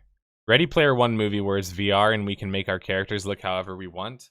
I mean, I personally think that that's the future, but if you're going to ask me, like, how future are we talking here? We're talking quite a while. I mean, cloud technology is just taking off, like, now, I would say, like, really taking off and becoming more normal place. Server technology, like spatial OS, is going down, so cost is lowering, technology is increasing. I think, if I remember correctly, Oculus just put out a new headset that's cheaper and has an LCD screen inside of the headset itself, so I don't even think you need any other things with it. You just need the headset itself. Then it has like the two little controllers, and now you can play VR games on the PC using that. That, like, innovations like that, more readily accessible and cheaper alternatives to VR and virtual reality, obviously those are going to be big barriers for how an MMO could work in the virtual reality world. Currently, right now, the number one aspect of why a virtual reality MMO is not in the realm of possibility anytime soon is, simply speaking, just technology. This is me speaking from my experience on the floor at E3. I got to speak to people who work in VR themselves and got to experience many different games. You know, I would actually argue cutting edge VR technology as well. Me experiencing all of that, I am no closer to thinking that we're that much closer, if that makes sense. I see some of it. I see the inklings, right? I see maybe some of that Matrix stuff where you think about plugging into some realm and being able to load in. Like, I see aspects of it. Obviously, we've flirted with the ideas in sci-fi and movies and that sort of stuff. But if I'm going to have like a real discussion about it, we're pretty far. Like, virtual reality is pretty far from working. And the simplest reason, as I said, is just cost. It's going to be expensive, not only to create such a game, it's going to be expensive to play such a game. To even buy an Oculus, you're already going to spend a couple $100s. That's not counting a gaming PC, which you're going to need to play a VR MMO. So you're going to need a damn good gaming PC. You're going to need an Oculus Rift. You're going to need a copy of the game. You're going to need a lot of time on your hand, probably a lot of patience, maybe a space big enough to stand in, right? Because not everybody has enough space that they could just move around and do virtual reality in. So there's a lot of conceptions there's preconceptions, but there's a lot of things that you have to watch out for when you think about VR and what it would take for VR in an MMO world or realm to even just function.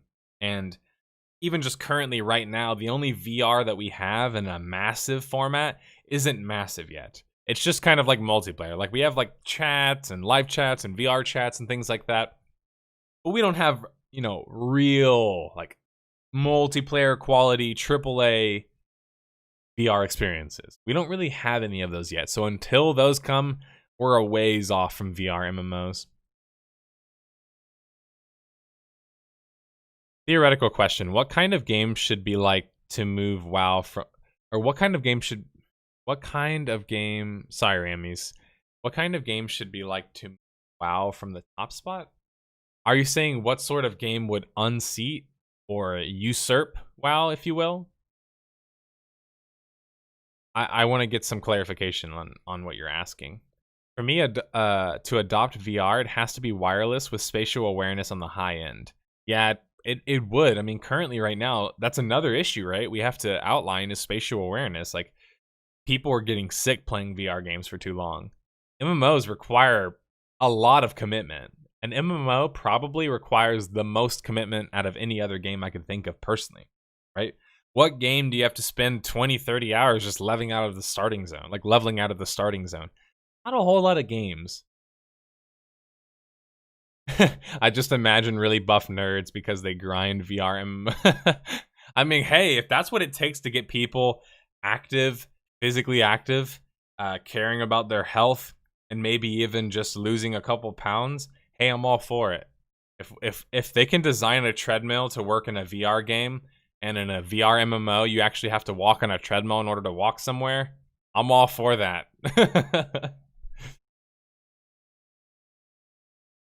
Not my native language, and sometimes I'm very clinky with words. Oh, no, it's okay, man. I think I kind of understand what you're saying.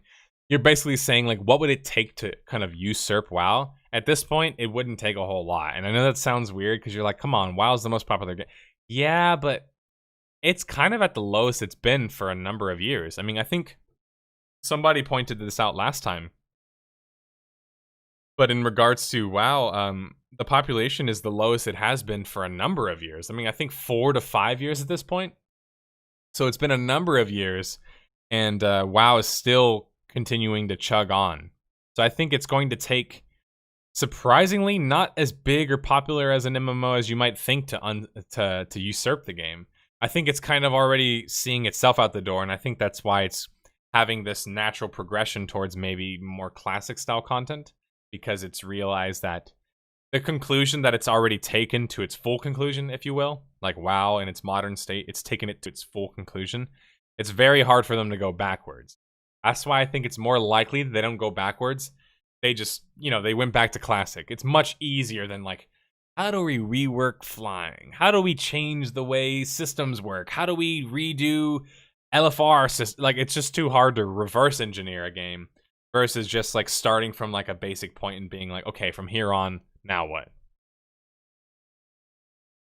I think Super Bunny Hop actually mentioned losing weight having played a bunch of VR. That wouldn't surprise me. What do you think of playing an MMO while walking the street with AR glasses? It just makes me think of Dreamfall chapters, man. I can't help it, but if anybody's not familiar with the story in Dreamfall, whether Longest Journey, whether The Longest Journey, Dreamfall Longest Journey, or Dreamfall chapters, which any one of those games, Funcom or good old fashioned our boy Ragnar Björnkist. Sorry, I'm trying, man. Björnkist. The story in that game is essentially like you have this corporate entity who comes up with this technology, which is VR basically, but it's like VR on steroids, and it's like this dream world. And the dream world essentially becomes more applicable, sorry, not more applicable, but more like habitable, more interesting, more desirable than the real world, right? It's kind of like one of those dystopian universes. You have this dream machine. Yeah, like Remy said, you have the dream machine. And why have your mediocre life out there in the world when you could just put that dream machine on? It plugs in, turns your brain off, and the next thing you know, you're in this other world. So, I mean, it's funny you mentioned that card because, of course, I always think about it. Anytime I see dystopian worlds or whatever else, I'm just like, other people see dystopian worlds and they're like, oh my God, that's so weird. Or they look at like Black Mirror and these other different edgy like TV shows that talk about the kind of pseudo universe and the, the virtual reality and augmented reality. People talk about that like it's like some really strange out there concept. Whereas I look at it like it's just like, that's the future. It's going to be that way. Some point we're going to have microtransactions where perhaps you pay by the hour. So next thing you know, we're going to be back to arcades. I don't have any information. I'm just bullshitting at this point. But I mean, anybody buy or sell on that? I want to hear some opinions on that. Buy or sell, we're going to go back to the way of arcades. and pay for our time. I mean, it's already kind of that way if you think about it. In PC bangs and other places in Asia, they're still paying for their time on the computer.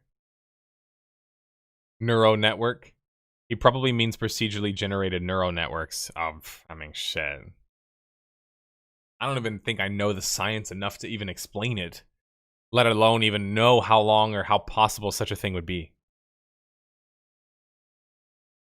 Like procedural generation, but it adapts based on the creator's preferences. That's actually isn't that the plot of what's that Arnold Schwarzenegger movie where it's kind of like really trippy? Total Recall. That's like the plot of Total Recall.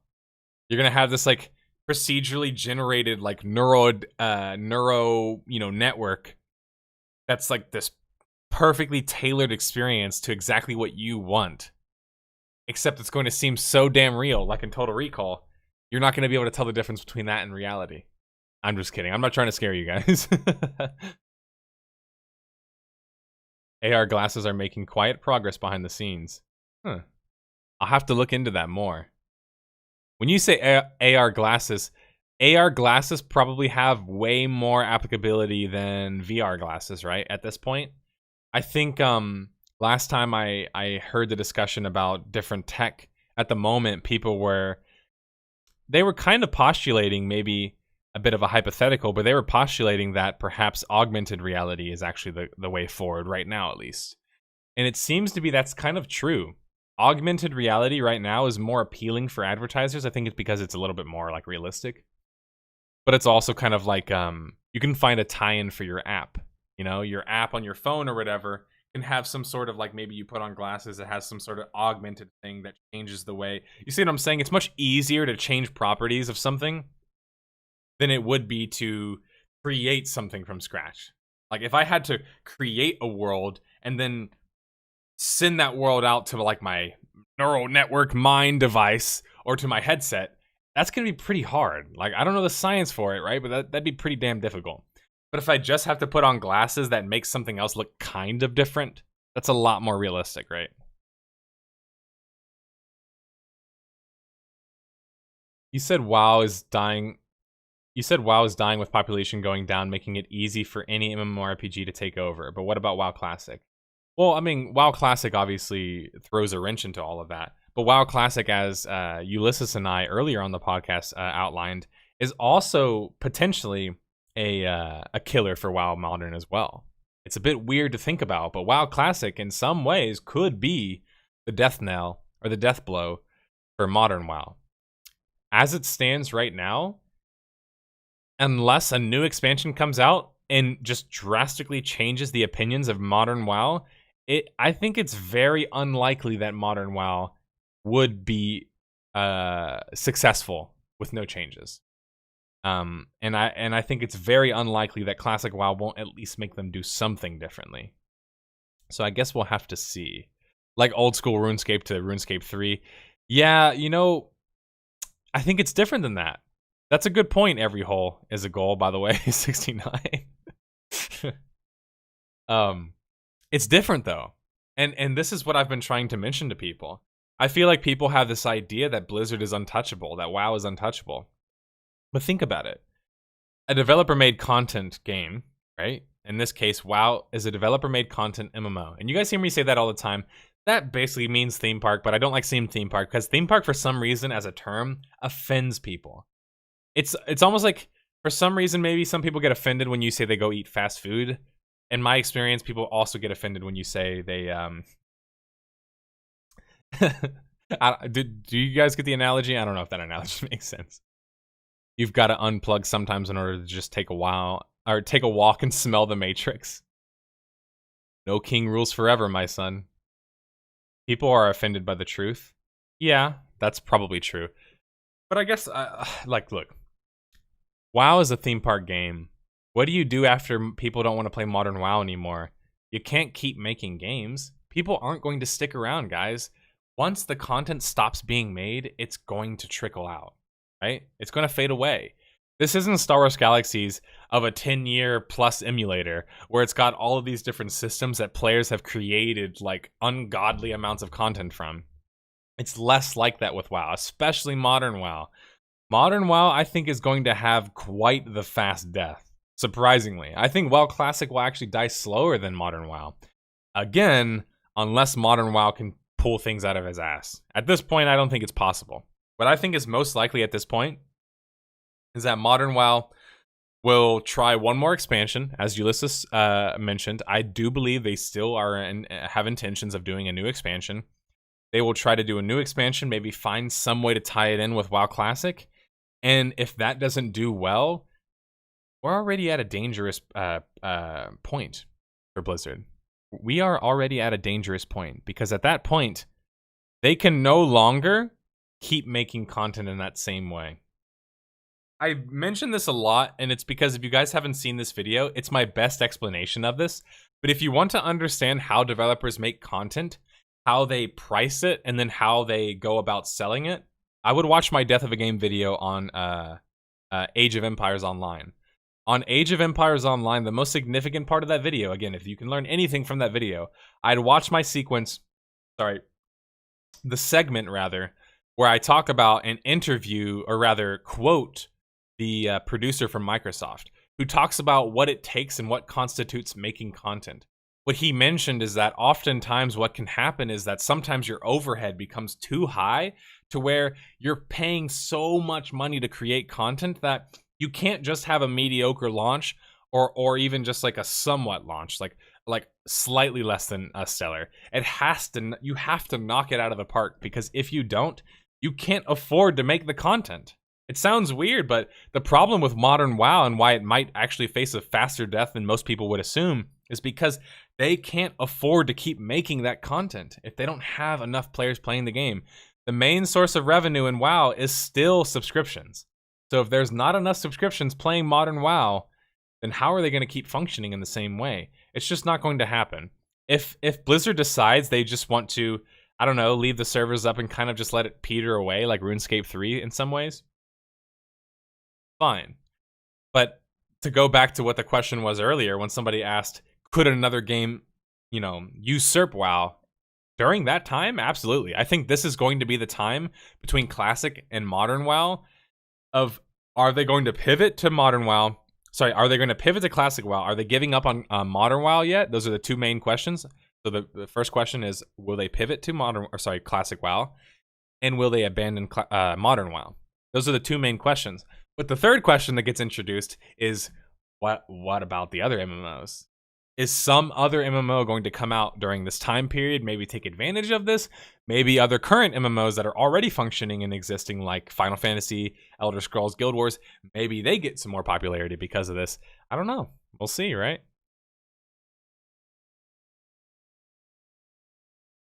I don't know much about WoW, but WoW Classic is more sandbox than is WoW Classic more sandbox than Modern WoW? It is. And when people say WoW Classic sandboxy, what they really mean is that WoW Classic, by comparison, is a sandbox game. By comparison to Modern WoW, is definitely sandbox. But compared to other sandboxes, it's not a sandbox game. And this is why I can't say it enough, guys. But this is why I keep talking about what next. Because in a theme park game, there always is the question, what is next? Because there has to be a next. Without the next, there's no more content. What reason do I have to keep playing the game? The game itself doesn't allow for me to have enough interaction or enough experiences on my own to keep playing. And this goes back to what we were talking about with Ulysses about the faction system. After you do a couple Horde versus Alliance faction wars, then what? There's no more nuance. There's no like, well, this branch of the Horde actually doesn't like this branch of the Horde, and so they're fighting amongst each other. There's less nuance. There's less emergent gameplay. And again, emergent, for the people who aren't familiar with the term, essentially means that whenever you walk up somewhere, content just kind of happens because it just happens as a consequence of the world, right? That's emergent gameplay. That's, theoretically speaking, the best way to design your MMO, because it's endless content, right? If you could design an MMO where money wasn't an issue and you could just design a bunch of kick-ass systems, you could basically make players create their own game, right? They could create their own content. I mean, think about the world. The world kind of creates its own content. even if I die tomorrow, the world's going to keep going. Like, it's not going to stop, right? People are going to keep making their own content. People are going to keep doing things, working together, moving to certain places, having differences, maybe having certain guilds or tribal, disagreements and things like that. All of that is present in a MMO as well. It's just less present in a developer-centric MMO, which is a theme park game, because again, it's a closed circuit. It's kind of like you guys remember Apple and PC, the discussions that we used to have about Apple and PC. For those who don't, the discussion was simply Apple is a closed-based system, and PC or Microsoft or whatever, because they're not really their own manufacturer, right? Everyone knows how that works at this point, I'm sure. But Microsoft doesn't really make its own computers. So people would say, well, it's better to go with Windows because it's open circuit, right? I can open my computer, I can change out my parts, I can even run Linux on it. I can do all of these different things without having to run the Apple system on the Apple computer at the Apple time with the Apple. You get my point. A developer-made MMO is Apple. WoW is Apple. Like, these kinds of games, that is Apple. It's like the same thing for me. A sandbox game, however, it's more like Windows, right? It's a little bit more open-ended.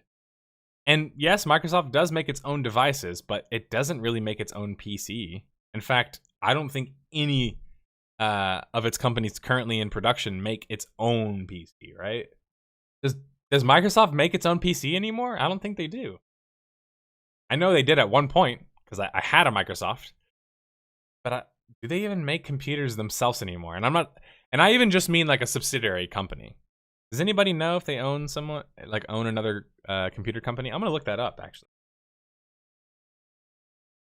because I wonder, like, what the hell happened to Hewlett Packard and Compaq Presario and all of these other companies? Did they get acquired by somebody, or what the hell are they doing right now?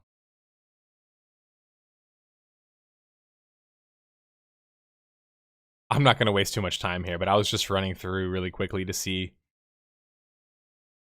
what companies Microsoft has acquired so far. They've acquired a lot. There's an entire list of it, so that's pretty crazy.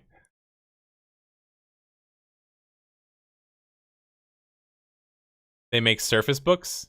There you go. The Surface. That counts as a computer, right? Or an iPad, or... yeah, a handheld. I'd count that as a PC.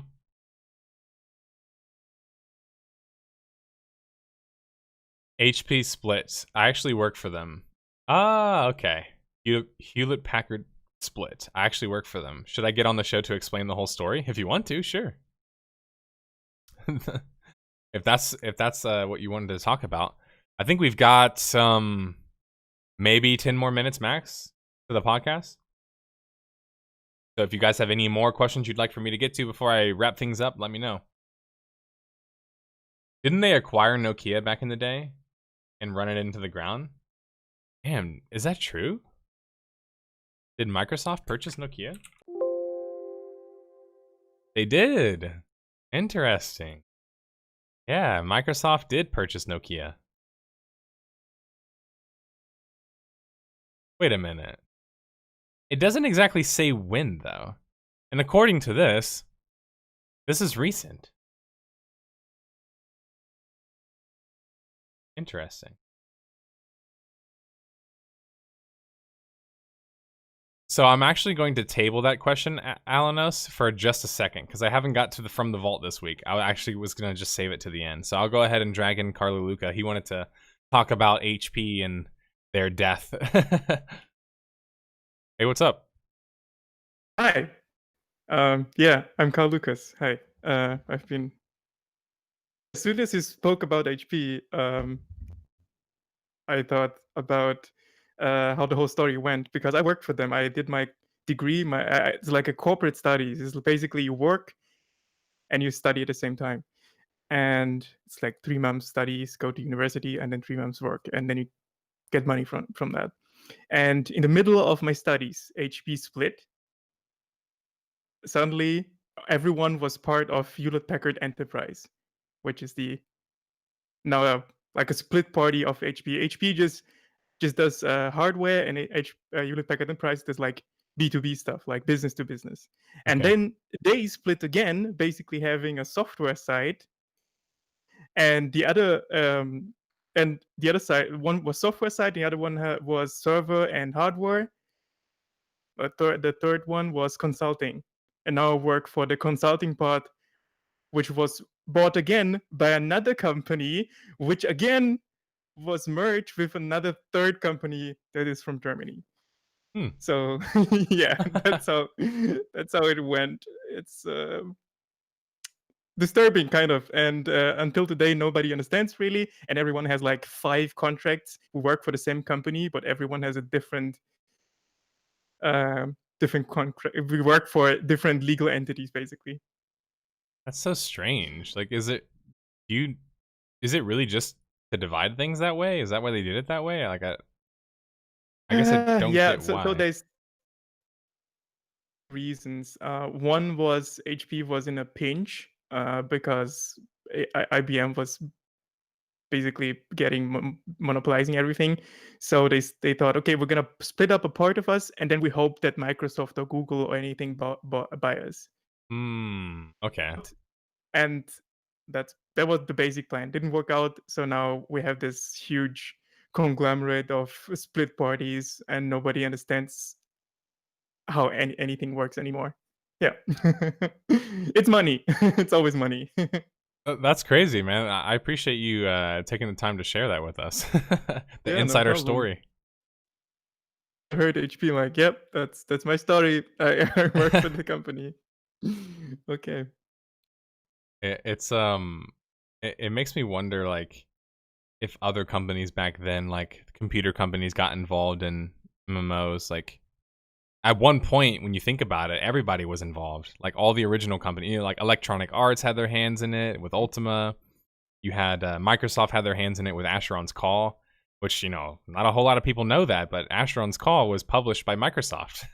And yeah, it's crazy to think about that in hindsight. Sorry, you made me remember that, how these big tech giants back in the day were integral, you know, in the start of the MMO, you know, genre and just industry in general.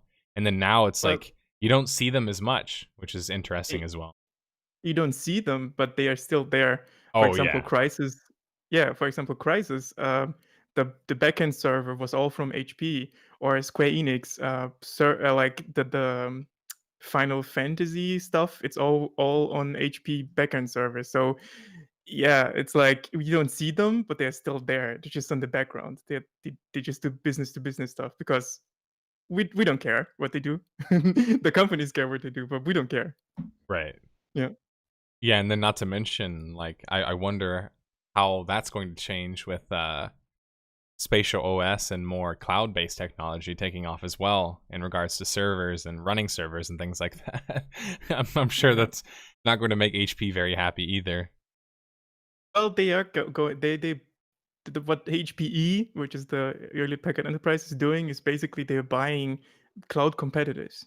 Okay. Acquiring with them. So it's not like they're sitting on nothing. They just right the new competitors, and it's mostly like startups, and then they bring the new technology, and then they fire everyone. And just keep the technology.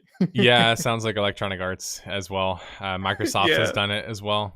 I think it's funny how, and not funny in a ha-ha way, but just in an interesting way, how much crap Electronic Arts gets, but it's not like they're the only company who's ever done takeovers before. Yep. It's like normal corporate behavior. As soon as you go public, that's what you got to do. You got to survive somehow. Yeah, and especially with, like, when you're, you know, taking on these like Electronic Arts, to be fair, I should say that they probably get more shit because people are more personal, like have more personal relationships with like video games, you know? So it's like when a game company gets shut down, or the company's working on a game and they get shut down before they even finish the game.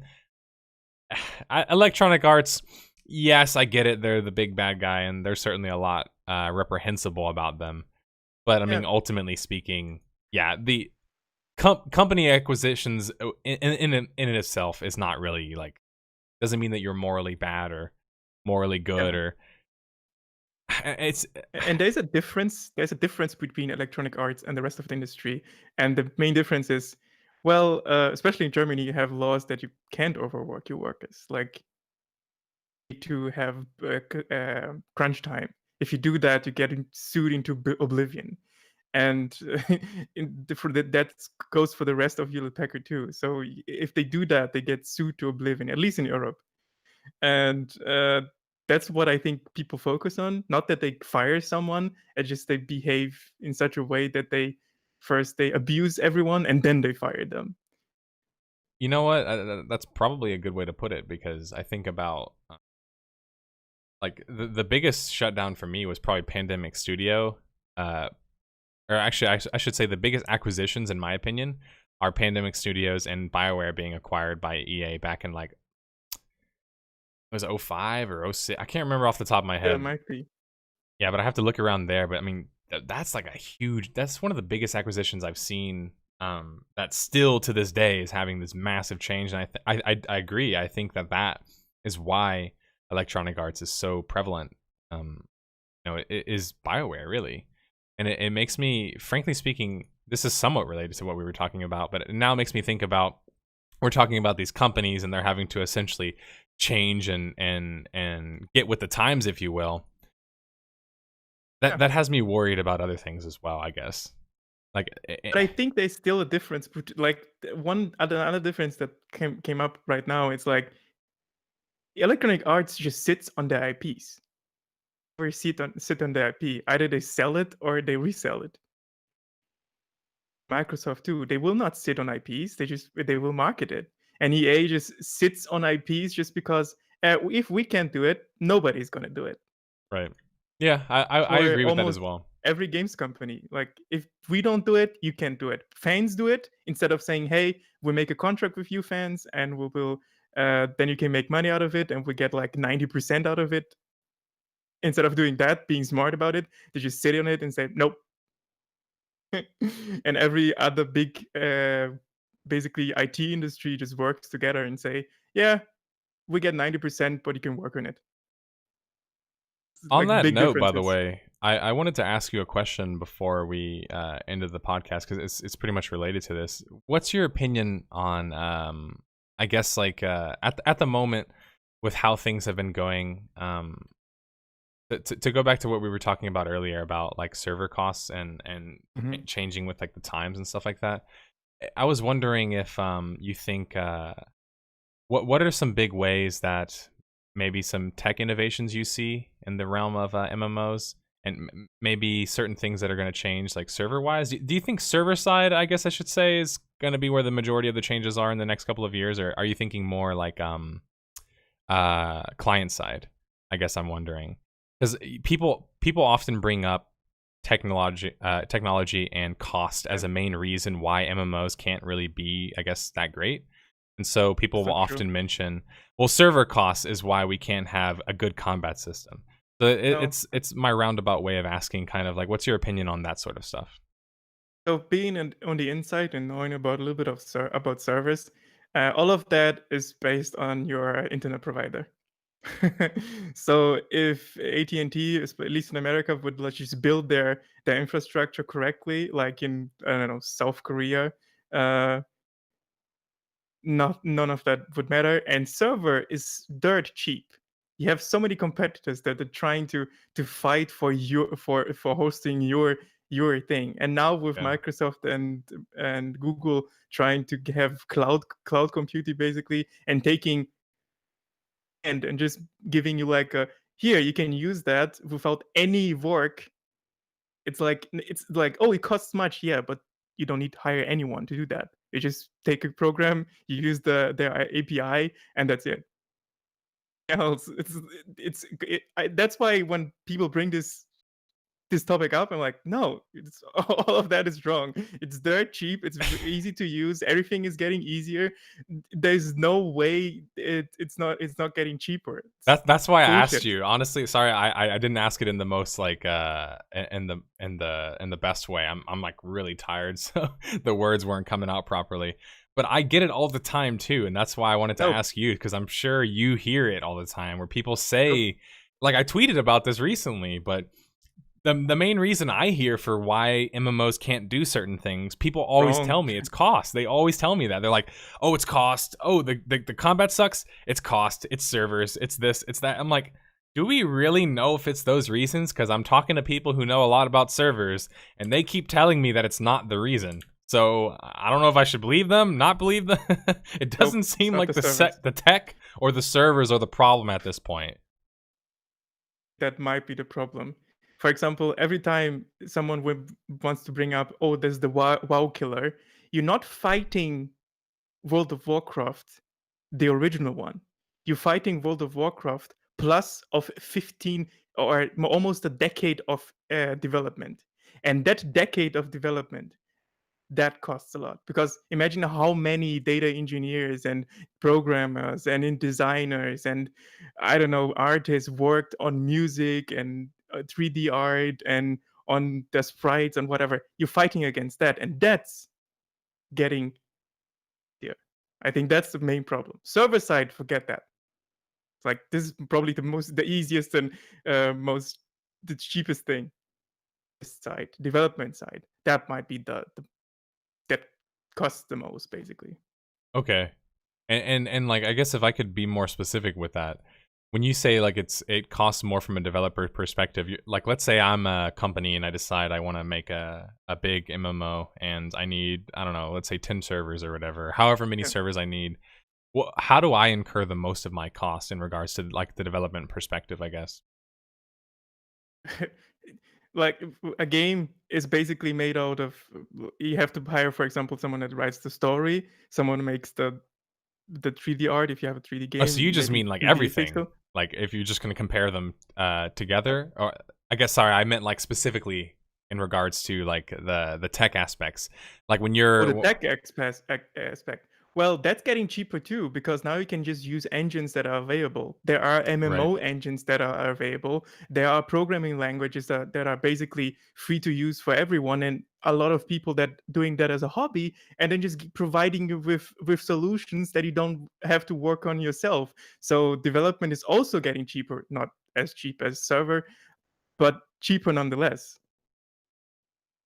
So yeah, like everything is getting cheaper. That's why every time this is brought up and people say, oh, it's costing more, I look at it, no, everything is getting cheaper and cheaper and less time consuming, because tools are getting more flexible and you can use it in every way, shape, or form.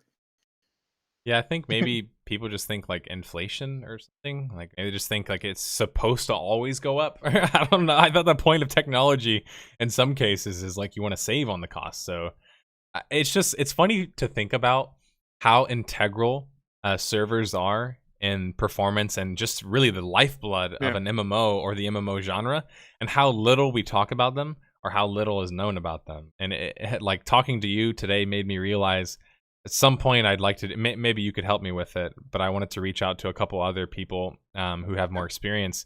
I as well, like I wanted to hear from other people just like yourself and their perspective about, is it a tech issue? Like, you know, really point blank. And I think that, you know, I'm not just saying that because I agree with you, but I think largely people are going to agree. I think they're going to say it's not really a tech issue. We can't keep making that excuse. That's what I think. It's not a tech issue. It was a tech issue when World of Warcraft started, maybe. Right. Yeah, it was a tech issue when EverQuest, you know, Project 1999 wasn't designed to be 3D originally. You know, Exactly. like it was tech back then, but you know, Spellborn, which came out in like what 06, 07, was already trying an action combat system. We already had Asheron's Call had aimable attacks, targetable attacks. You could aim low, high. There was projectiles that you could aim in the game. Like, sorry, like I'm ranting now. No, that's why I didn't understand why like games like Star Wars: The Old Republic released in a state in which you have basically tab targeting. I'm like, why is this a thing? Not even just tab targeting, but it was tab target. It was so unbelievably clunky as well. Yes. Like the hero engine felt like you were you were playing an engine that was like from another age. Like it was just like, why am I playing Exactly. games that feel older than the ones I've already played before? And Especially if you have something like Jedi Academy, in which you can have actual physics, and just could use that and then port it into a bigger engine. And like, why don't you still do that? It's like you spend probably $300 million on something like voice lines. You spend those $300 million in tech. Yeah, I you're think it would exactly. be wiser that way. Yeah, you're telling me after your 100+ million that you spent on the voice acting alone, you couldn't have spent that on, like, I don't know, getting any other engine beside the Hero engine. The Yep. funniest thing about the Hero engine, by the way, that cracks me up about it is that the creator of the engine himself said that whenever he looked at what BioWare had did to the code of the engine, like, to be fair, you can blame the engine, and again, I'm not going to have that discussion. Blame the engine, or you can blame the developer. Many people like to blame which or other. I don't like to blame any in particular. It's both are at fault. But he said that whenever he saw it, it was like the worst spaghetti code he'd ever seen in his life. And I remember when I heard him say that, or read him say that, I was just like, that's exactly what I felt playing the game. Like, it felt exactly how he explained it. So yeah, that's a good example. And I love bringing up previous examples because still in today's current day and age, 2019, I still get comments on the regular that say that, well, it doesn't happen because the tech, it doesn't happen because too many players on screen, it doesn't happen because of this, it doesn't happen because of that. And it's like, okay, that would be the case if all of these other games didn't exist. Just because you didn't know about these games, because nobody knows about them, they did exist. They were already done. And I bring it up all the time, and I'm ranting at this point because it gets me passionate. Aventurine, a Greek company, by the way, a Greek company with barely any resources, created a fully physics-based engine and then created multiple games off of it. And they had none of the resources that any of these other companies had. They had none of the money. They didn't even have a big publisher. They just had someone to distribute. They did it. It's not an excuse anymore, I feel like. And that's the point. Like AAA, if you look at AAA industries and if they want to make a MMO, they look at the numbers and say, will it bring the most amount of money in? And the most amount of money they invest into is marketing. And marketing costs an arm and a leg, but you can't really prove the effectiveness of it. Right. All you have is impressions, but you don't know if like it's the same as like a customer, right? An impression isn't the same as a customer. Like imagine a game like Undertale has no marketing and still sold, I don't know, over a million copies. I don't know even know anymore. Like, but a huge amount of copies. And instead of focusing on first and then work on the IP, they work on the IP first and then they work on the game. That's a wrong approach to it. It's a completely wrong approach to making games in itself. Do you think that's why oftentimes it looks like developers, especially in the MMO realm, they looks like they bit off more than they can chew? Like a lot of the times I cover these games, like you always see the same telltale signs. And it's like there's a quote that's stuck with me and will always stick with me. There's a quote and then there's one that's similar to it, but it's from Todd Coleman. He said in regards to Shadowbane, somebody asked him a question. Could you guys have done Shadowbane the way that you wanted to do it truly? And he's like, probably not. Like, we probably didn't have the resources. We made it out of our apartment with like a fraction of EQ's budget. I think he said 1/10 of EQ's budget. So he knew essentially that they were doomed. And it's like so sad to read stories and tell stories like that. But I had a similar experience with Asheron's Call, where it's kind of like you see that they were able to do so much and so much unique at that time. But then you also just see that they're writing on the wall, you know, and you just know like, it's so sad to think that Asheron's Call on games like that were so ambitious. They had aiming systems, and you could shoot spells and projectile systems and magic research. You had to actually figure out what spells, what regents were required for each spell. Like these sorts of things, you know, they don't really exist in that same way. But it's so bold and innovative, and that game came out in 1999. So it's just always like when I like to talk about MMOs, people think that maybe I'm too stuck to the past. For me, it's more of like I look at the past to see what's the future. And at this point, it's kind of sad, I think we can admit, kind of sad that we're looking back and we're seeing more in the backwards direction than we're seeing in the frontwards direction. Okay, maybe I have to, because also like I had a computer science and business major, so I have to go into the business side a little bit. Okay. Yes, as a business company, as a business, you want to make have the least amount of risk with the highest amount of success, which is money basically. So why would I ever invest in something that is not tested, that is not already successful? So a lot of people look at WoW, World of Warcraft, and they see, oh, that works for them. And they, of course, like big business, of course, is not gonna innovate, because that is what is working over there. So we want that too. They're never gonna do something else just because it's been shown that it works. The only thing that changes is now the indie scene. Now you can have Kickstarter, Indiegogo, whatever, and now it's slowly, there's business are seeing numbers in which there's high numbers of players playing those games, and maybe now the business is going to see, oh, now we have numbers, now we have statistics, maybe we can invest again. And that's I don't know, like businesses are dumb, and the people that are behind it are even dumber, because they look at statistics and they don't see in Germany we have a saying that you don't see the forest if there are so many trees, basically. Yeah, Forest, but they don't see the single tree, and that's basically it. it's Chris Avalon told me this, like when we spoke a number of weeks ago. It was related to this exact subject.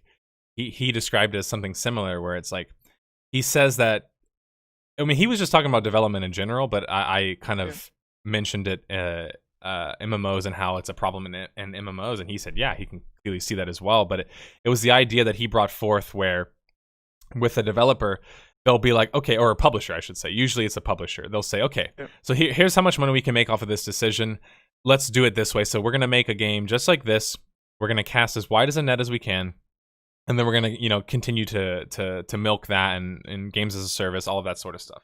The problem with that, as Chris pointed out, is that they only think about the short-term profits. They're not thinking about long-term profits. And that's my problem with American business in general. It's just like, American businesses are so obsessed with short-term profits that they ignore the fact that there will be no more profit if you guys ruin it all. And sorry, this is hilarious to me, because I just like to laugh at people in this case who I think are doing, a lot of bad, and they're having a little bit of misfortune. Sorry, I have to laugh at Electronic Arts. I have to laugh at the whole recent loot box stuff with all the legislation being introduced. I'm happy. I'm so glad that they can't keep relying on this super cheap, unfair, and frankly speaking, predatory business model. And I'm so glad that they can't keep relying on that, and that sooner or later something is going to change to make them not be able to be so reliant on that. The problem with that is that so many people have this mentality of, like Rob Pardo, obviously one of the main developers behind WoW, has a quote along the lines of exactly what you said earlier, actually. He says that when you're competing with WoW, you're not competing with WoW. You're competing with WoW of 4 years of development. You're competing with WoW of 15 years of development. There's no way you're going to beat it in head-to-head competition doing what it does, right? Because it's been doing it way longer, has way more experience, way bigger budget, way bigger fanfare, right? Way more popularity, all of that sort of stuff. The thing is that, so then by that nature, people are like, okay, well, we'll just keep doing the status quo and then try and maximize our profits off of that.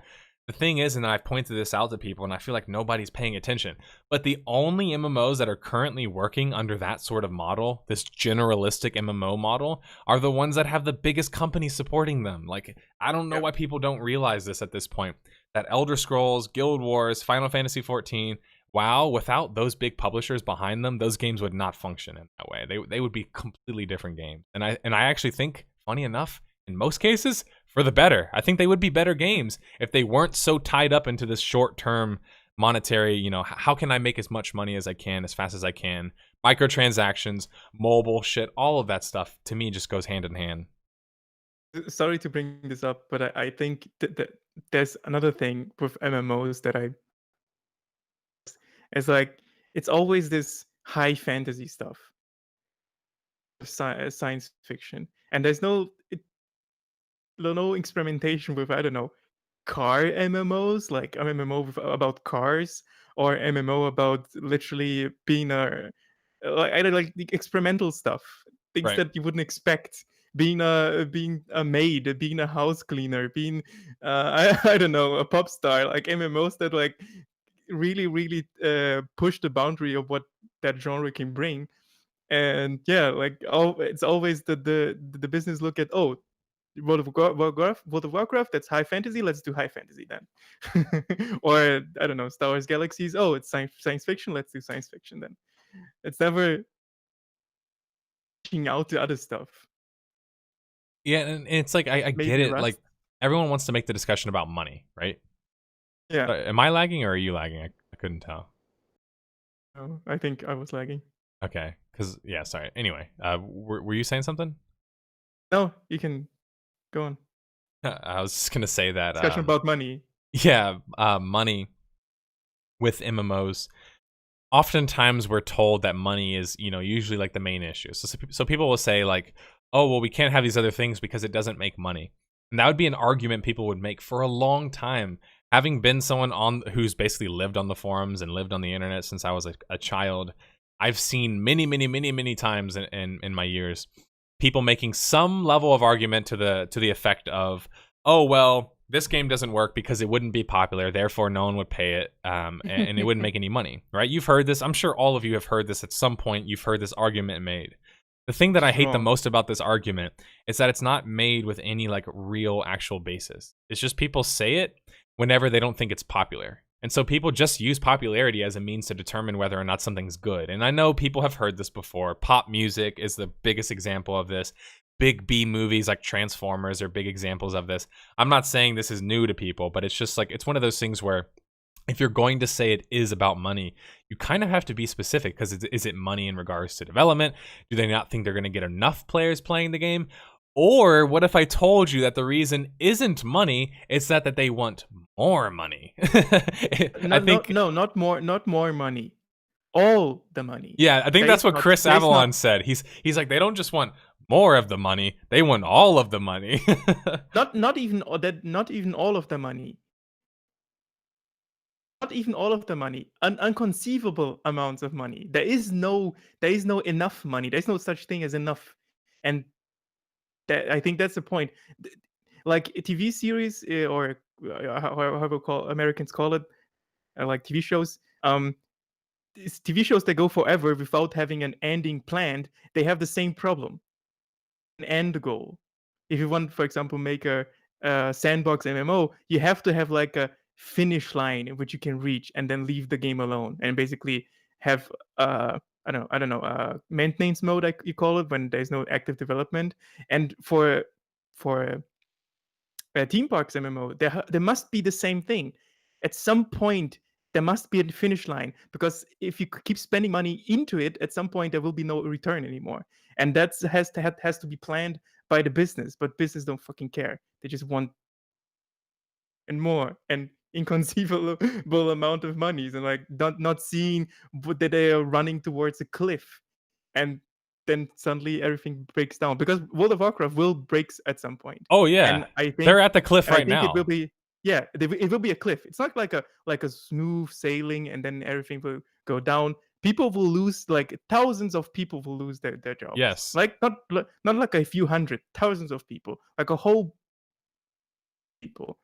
And it will, yeah, I don't know, like business and art, they seem to have like a not symbiotic, parasitic relationship. It can be symbiotic, but most of the time it's just a parasite. I think it's just like and by the way, thanks for coming on. It's an interesting no problem. Topic, but it's got me thinking about, like, we make jokes about they want the money, they want all the money, and I like to kind of simplify things sometimes, and we've done this before on the podcast, but we've talked about business models and kind of the way they function and how much money you can make off of this business model versus this business model. And, when you look at WoW, what makes it even more dangerous is the fact that it isn't a free-to-play game. It isn't a buy-to-play game. So it's already at a point where there's no choice. There's going to be a massive cliff, and people are going to fall off of that cliff because that's just kind of how it has to go at that point when you're at that level, at the stakes that a game's at, like WoW. The most interesting thing, and I'm sure you've heard me make this argument before, the most interesting thing to me is that, like I said, a lot of the time people would make economical arguments for MMOs as to why this couldn't happen, as to why that couldn't happen, etc. And I was right there along with them, kind of believing it, just because it made sense. It's one of those arguments where people would be like, hey, this and that, money, money, money. And you'd be like, yeah, I guess it makes sense. It seems more expensive. It's bigger, is this and that. And so you just kind of assume or whatever else. Yeah. And it made me think about earlier, somebody said, even whenever they get all the money, the investors, sorry, I was reading something in chat. Alana said, even if they get all the money, the investors will want more of that. It doesn't matter how much money it is needing to show rampant growth. Yeah, sorry, to bring it back to what I was saying. MMOs nowadays are starting to, once again, I know it's weird because we're going back in time in a weird way, but they're once again realizing, and Mark Jacobs has said this himself, that we don't need 1 billion subscribers. We don't need 1 million subscribers. We don't even need 150,000. We don't need 500,000 subscribers. If we can just have 100, 200,000 subscribers, but we're consistently maintaining those or gaining more, that's still a good business model. It's just not as good as doing subscriptions, freemium model with microtransactions, with costumes, with this, with that, and all that other stuff with it as well. This is a bit unrelated, but I think when it comes to business models and the way that MMOs kind of function is, the most hypocritical part about it all for me, the most hypocritical thing is that theme park MMOs were primarily made kind of on accident, right? It was like, I'm not saying they had this grand idea to create this theme park MMO. They just had a simple idea to give you more enjoyment faster, right? Which is pretty simple. Fast food does that. Brick and mortar places, they operate differently, but it's kind of like the same thing. Is it casual dining? Is it full dining? Is it fast food, right? Those are things that have been kind of thrown back and forth. But what has me thinking about this, or at least like wondering about it, is when you look at the way that the industry is currently structured, or has been structured for the longest time, with MMOs like WoW, right? It's a developer-made game. It needs new expansions to inject new content and get more money into it. The craziest thing about me, and I'm spending way too much time getting to this point because I'm way too tired. The craziest thing about this to me, Carlo, is that how on earth do you guys think you can convince me that is better business-wise for making money than creating systems which don't run out of content? They literally don't run out of content. If I could create a system where somebody could have some crazy lightsaber fight, like in Jedi Academy in an MMO, that system itself would sell the game, right? Just having lightsaber combat in an MMO with a physics engine would sell the damn game. So I just don't get why people keep telling the lie, essentially. And developers keep trying to tell us this lie, and publishers keep trying to tell us this lie that, developer-made MMOs are still the best way forward, both monetary and both artistically. And it's like, well, artistically, most of us disagree, right? Most people are kind of wanting more open-ended games already. But for the longest time, the money was the argument, right? It's money. That's why. I don't know. I kind of think the other way makes a lot more sense from a money perspective because, again, as I mentioned in the Age of Empires Online video, WoW probably spends so much money to make content, and did they make that money back on BFA? I'm not convinced they did. It comes back to what I said about statistics and the business people.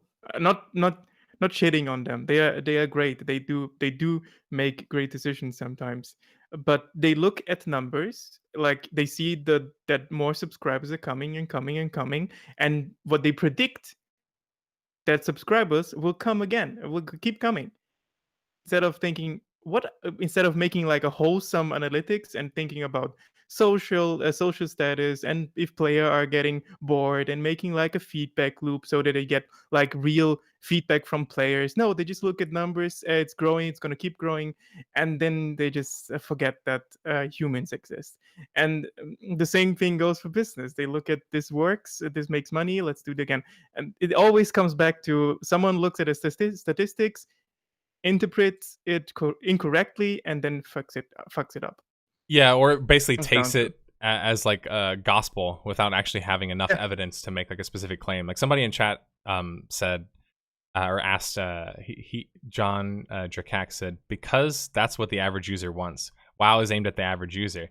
That's not true, though. You see how you can make Because these. You can they make don't have a generalistic feedback loop. arguments, but they're not always true, because is Minecraft not a popular game? Is Minecraft not a sandbox game? Minecraft is completely a sandbox game. Yes, it has a storyline, but all that shit came after the sandbox. I think Minecraft is proof that players love sandbox games, and it's totally possible to sell a sandbox game to a mass audience.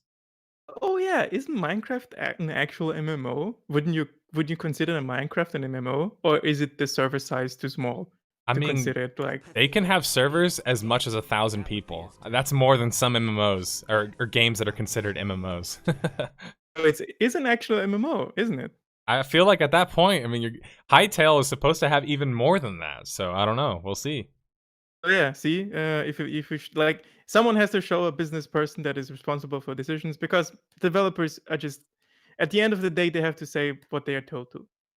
They do not have artistically maybe decisions, but business wise they have influence at all. I worked in teams, so I know a little bit of what I'm talking about. It's not talking out of my ass. What? Sorry, someone in chat said the biggest Minecraft server has 20k players. Is that real? If that's real, that's an MMO for me. Yeah, that's an MMO for sure. sure. With the amount of freedom they have with the system, like locking chests and making things indestructible, so they can have like a consistent world. That's like a proof. Here, you have direct proof that MMOs can exist without developer-made content. I think it honestly is just kind of one of those things. And by the way, John Drakak, I'm not saying that you believe this, but oftentimes people will kind of present something as like the general opinion, where it's like a normative claim, so it makes sense, right? You can't necessarily say it's wrong because it's not like a factual claim, and it's kind of like one of those common sense arguments. But when you dive into it, what'd you say? Sense is not that common, right? But oftentimes, yeah, there's a lot more that goes into it. Ironically, the biggest Minecraft server is Hypixel, who is making Hytale. Oh, well, there you go. That's funny. So yeah, it's pretty much confirmed right there. Anyway, I think I've reached the end of the podcast. Yeah, sorry. No, it's totally fine. Like, don't feel anything bad about it. It's just one of those things where we generally have a timeline of how long we like to run it. That's just so people can keep I say people, but what I really mean is Card and Zila can keep a lid on me, so I don't just rant endlessly. But I do think there needs to be more discussion had about like actual technical things and also the business aspects, because to put a bow on this. And again, thank you for stopping by and having this discussion with us. I think we've very much enjoyed it. To put a bow on it, I think the most important thing is, as you said, although the metaphorical suit and the artist are kind of at odds, right? Just because one person wants everybody to see their vision, and maybe their vision doesn't make the most money, or maybe there's other things that go into it. Whereas the business obviously has to think about the dollars and cents, which isn't so romantic and isn't so, personal, I guess, if you will. That being said, I think with the rise of Kickstarter and crowdfunding, finally we're seeing some level of power restored back to the artists. And I think that's why we're starting to see things change again, is that if things become too business-like, then it's like an assembly line, We're all making the same fucking car, and it just looks the same way, and it plays the same way, and it works okay, but you kind of want something different, and you're kind of tired of the same shit. Yeah, I totally agree. It's like I have nothing more to add. That's encapsulated my thoughts as well. Well, I'm glad, man, and like I said, thank you for stopping by, everybody in chat. Please, thank you to CarloLucas. By the way, is it Carlo? Do you go by Carlo? Or is that? A good friend gave me the name Carlos. You just can call me Carlos. It's fine. Are you? By the way, I was gonna ask you in Spanish, but do you speak Spanish? I speak Portuguese and German. I was gonna say I can hear your Portuguese or Portuguese accent a little bit. Yeah. Oh, none of my languages actually work, so all of them have an accent. German has an accent and Portuguese. So yeah. Yes, it's quite funny. So yeah, if there are Germans in the server, they can talk to me in German, no problem. Yeah, I think we actually do have a couple of Germans, and weirdly enough, I've mentioned this before, but my girlfriend was born in Germany, and my uncle lives in Germany, so it's like I have a weird connection to Germany, even though I've never been there myself. So I need to go there at some point. Yeah, we're the guys that do accounting games, Exactly, and I mean the thing is I think actually, you know what? One last thing before we leave. We should have a discussion about sometime, not today, but sometime we should have the discussion about MMOs from different regions and kind of how they look. And I've wanted to do that for some time, but I feel like it's such an ambitious video. But it just made me think about it now because we're talking about Europe and, even just like you think about South America and how it's been affected by MMOs. Oh yeah. There's just so much interesting shit about that. But anyway, we have to get into that some other time. Yeah, sure. Yeah, thanks for stopping by. And hey, if you're there next week, feel free to call in again. Okay, no problem. See ya. See you later.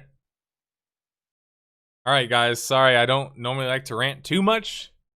I didn't sleep so well today, so when I don't sleep particularly well, it's not my best days to rant.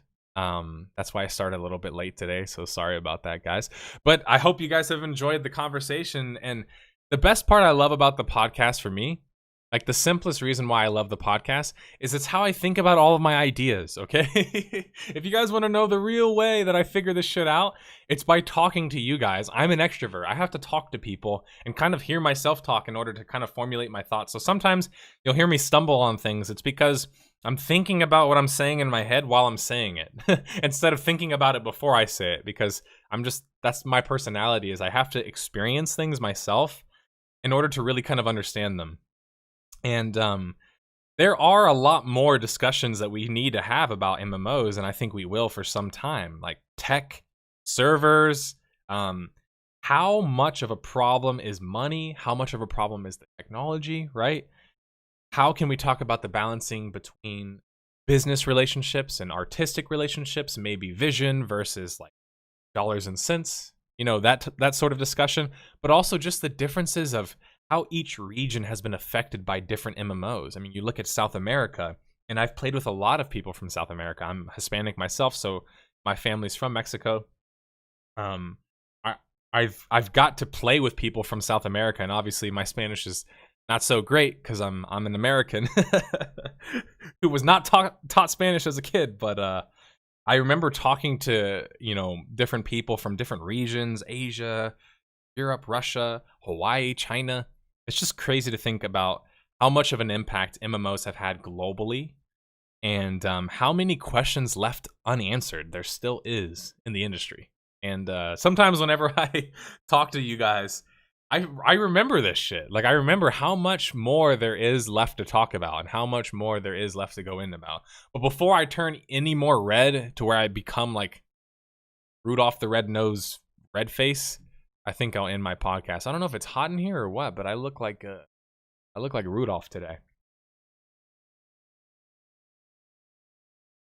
But yeah, we'll talk more about tech stuff and business stuff some other time. And I would like to thank everybody for please taking the time to watch this podcast today. Today was episode 35. There wasn't as much juicy news this week as there was last week. I totally understand that. And we definitely got into some very business-like discussions today, but hopefully you guys enjoyed it. And hopefully we're trying to offer some more unique discussion about classic WoW as well. When Ulysses comes in, I know he has some of these questions that he agonizes over and he talks to his community about. And then we get to kind of talk about and discuss them on stream because, in many ways, although we're in the community of MMO players, we're still kind of outside of it. And I know it sounds weird, but it's because, like, how many of us right now are currently playing an MMO? Not many of us, right?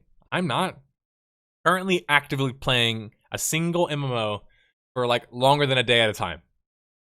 How many of you in chat right now are playing that much?